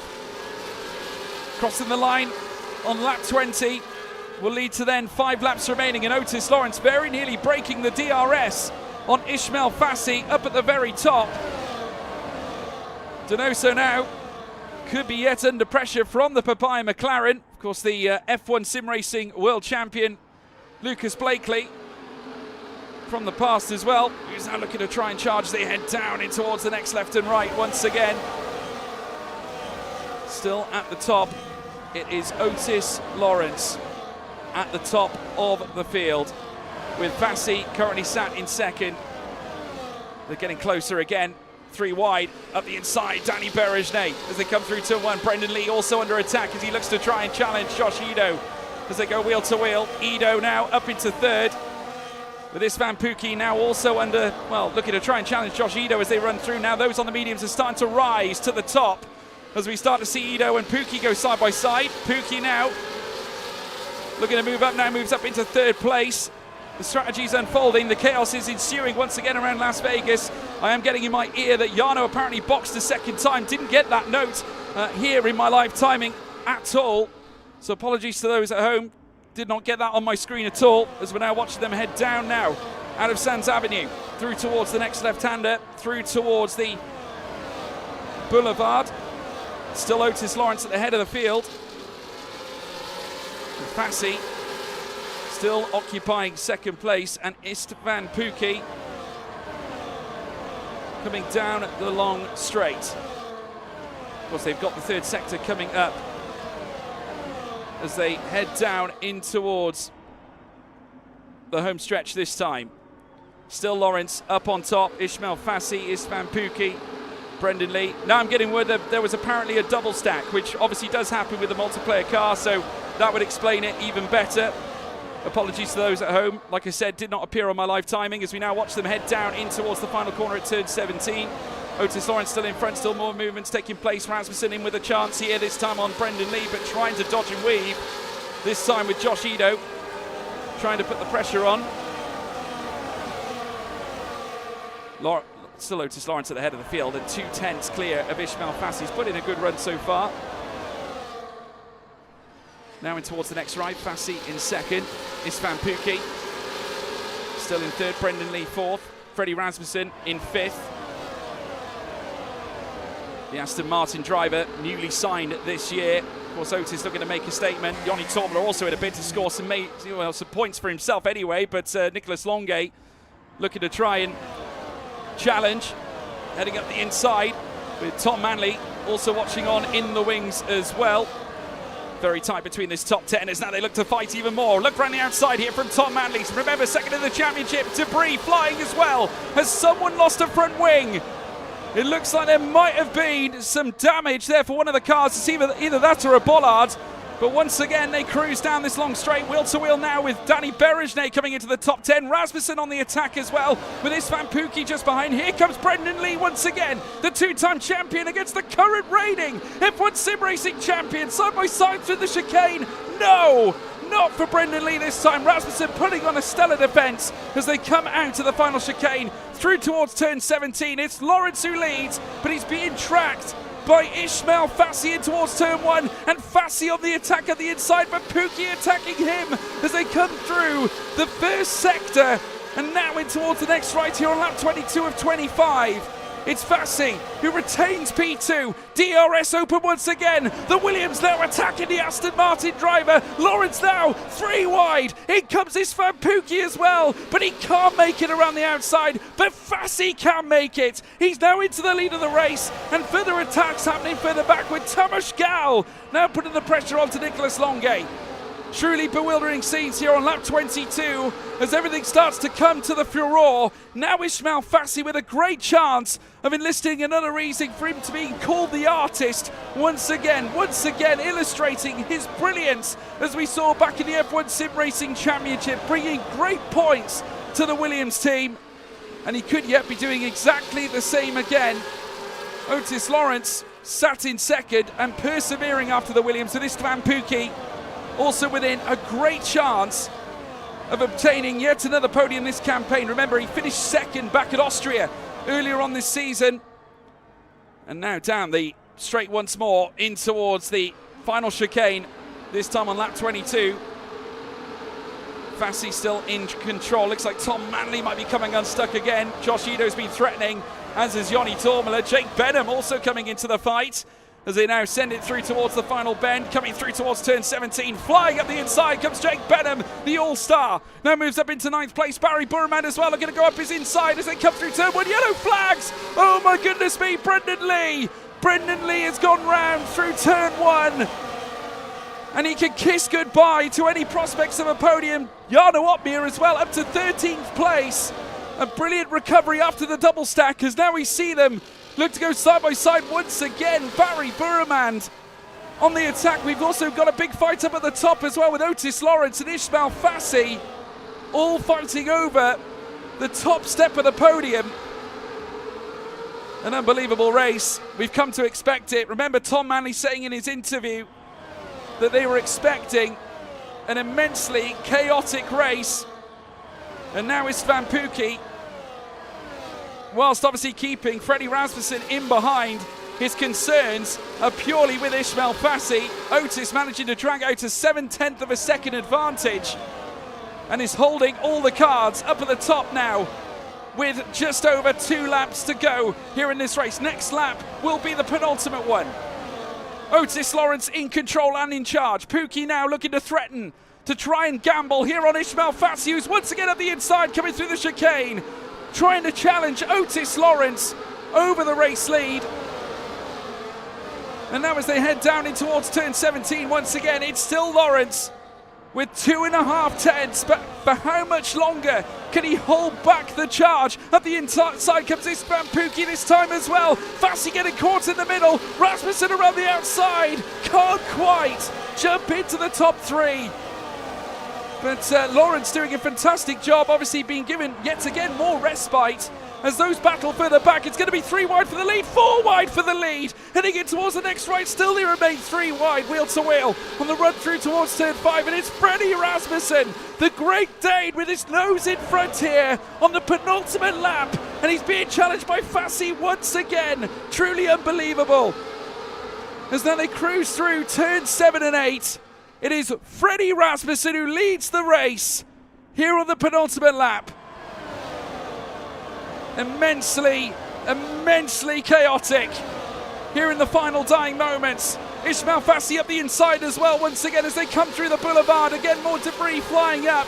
Surely more front wings are going to fail as they now head down on the final 2 laps of the race, the final 1.5 laps of the race. They're going to go 6 wide almost as well. Surely there's not enough track space for this. Istvan Pukki in this, so's Fassi, so's Berejnay. Lawrence in this as well. Danny Berejnay, where has he come from? Goodness me, up the inside. Mercedes masterclass now as Pukki takes the lead. Fassi somehow, some way holds on to second. Huge crash for the back as well, and it looks like Tom Manley is round. Manley, Tormela, as well as Josh Ito, all of them round. Severe damage on all of the cars further back. It's Pukki now who leads though, in what could be a historic day in this PSGL Championship for Mercedes. Of course, they got 2 cars now in this podium scrap, and Jarno Opmeer into the top 10 as well with every chance. It could go anywhere at this stage. It's still Pukki who's on top.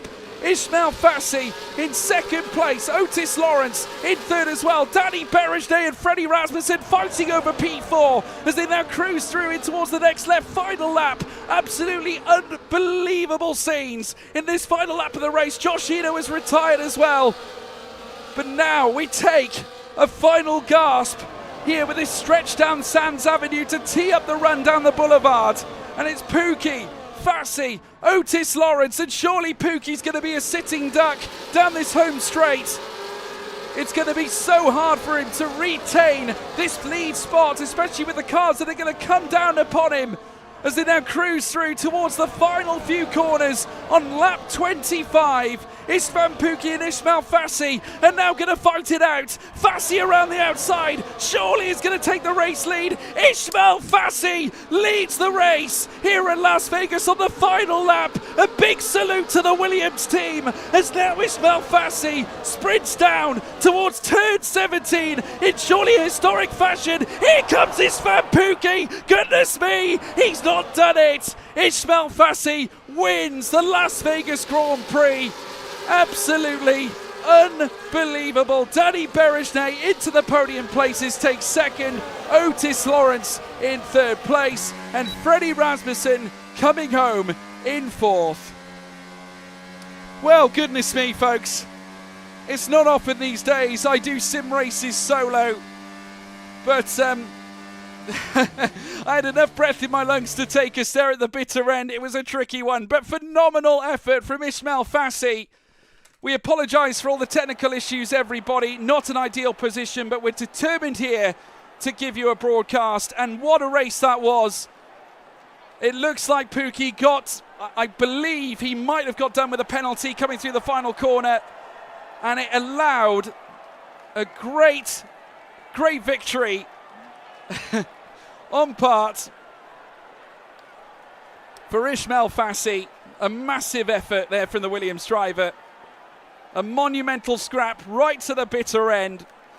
God, trying to stay in touch with all the lads. I mean, I appreciate, obviously, I do this for a living, but it was still a challenge nonetheless. Ismail Fassi is your race winner. Obviously, confirmed by this. Obviously, provisional due to stewards' reports, of course.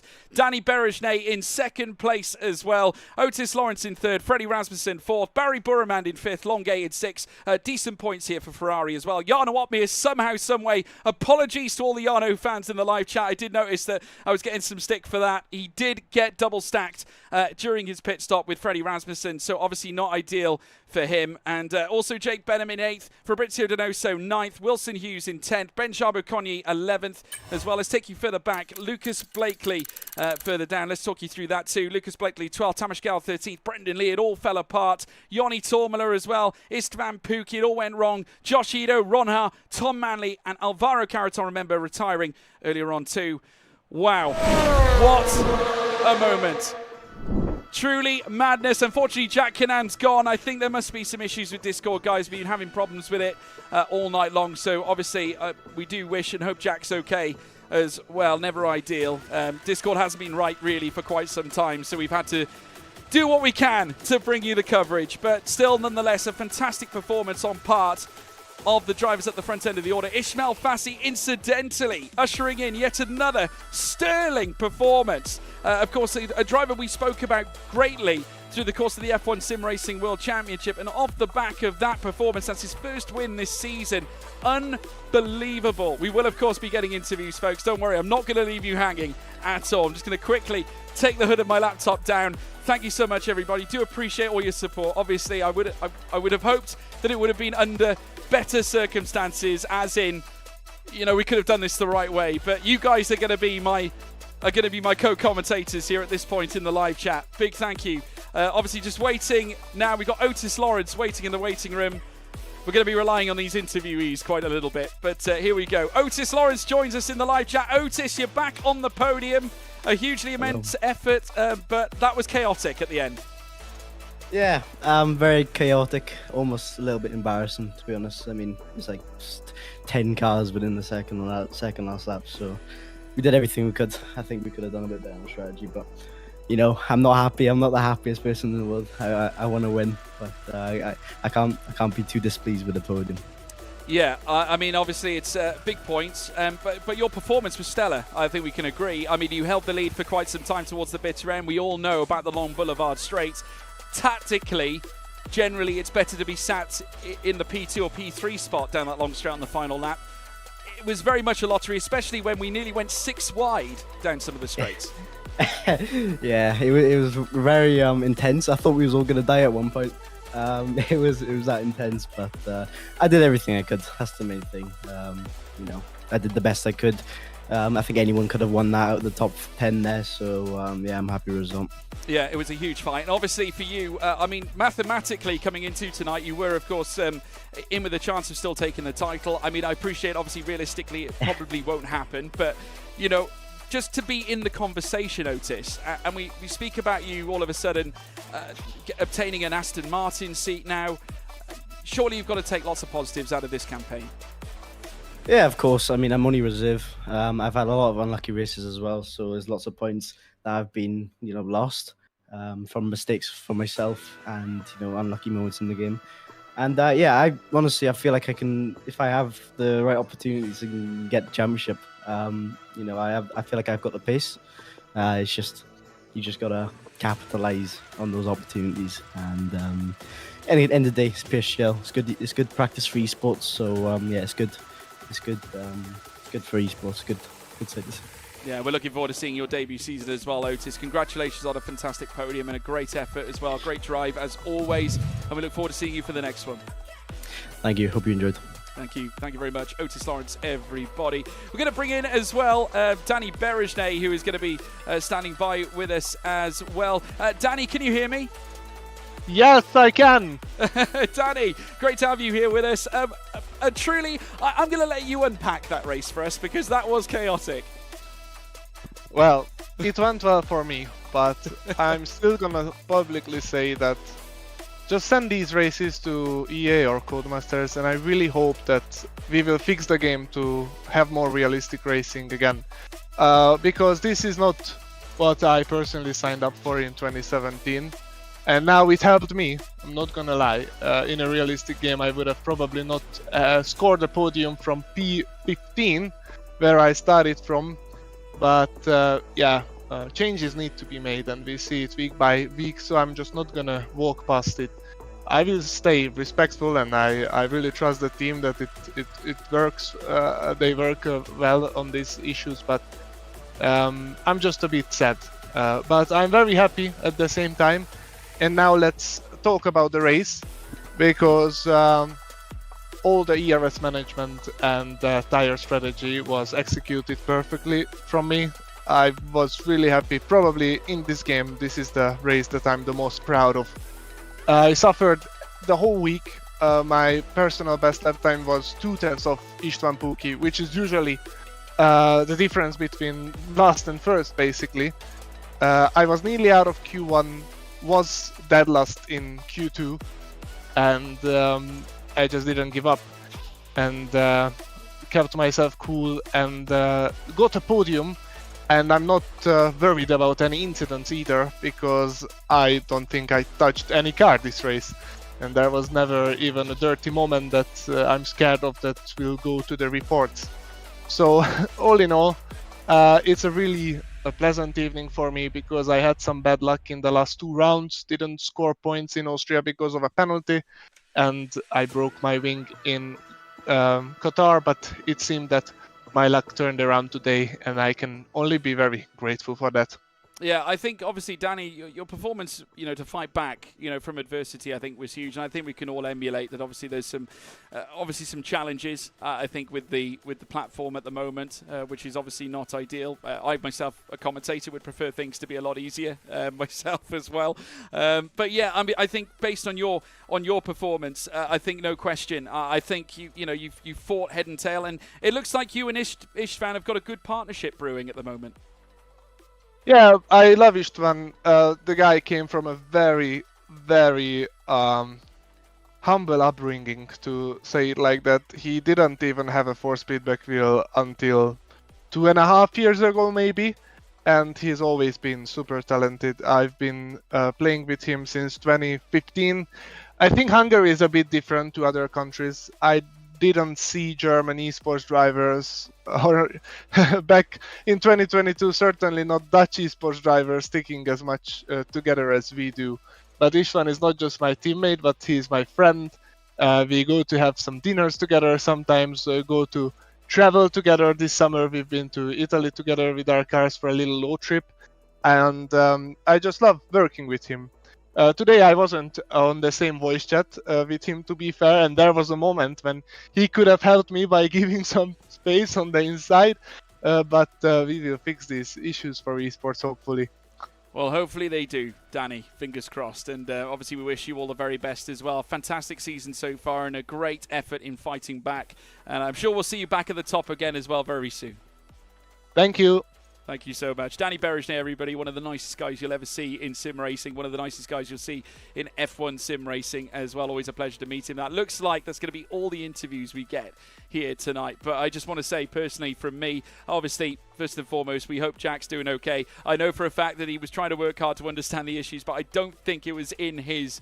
I don't think it was truly in his court, really. It wasn't his fault. Discord clearly have had issues for a long time. So Jack, obviously, I'm sure we'll see him back very soon. Just a challenging night for the Discord servers, which is a shame. But yeah, we do, of course, appreciate every single one of you. Thank you guys for being so patient at home as well and for tuning in.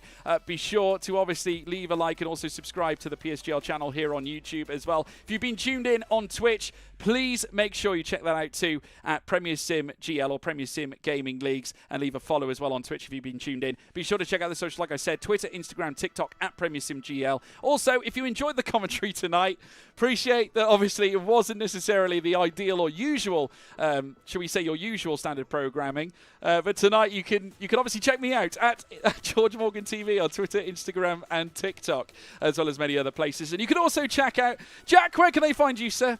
Well, George, they can find me at Jack C Coms, so be sure to check out Jack Canan as well. Love him to bits. Hope he's okay. But yeah, really appreciate all your support, guys. We'll be right back at the United States of America next time as well. We head to Texas for round 10. But from all of us here at PSGL, it's been a privilege. We'll see you next time. Goodbye.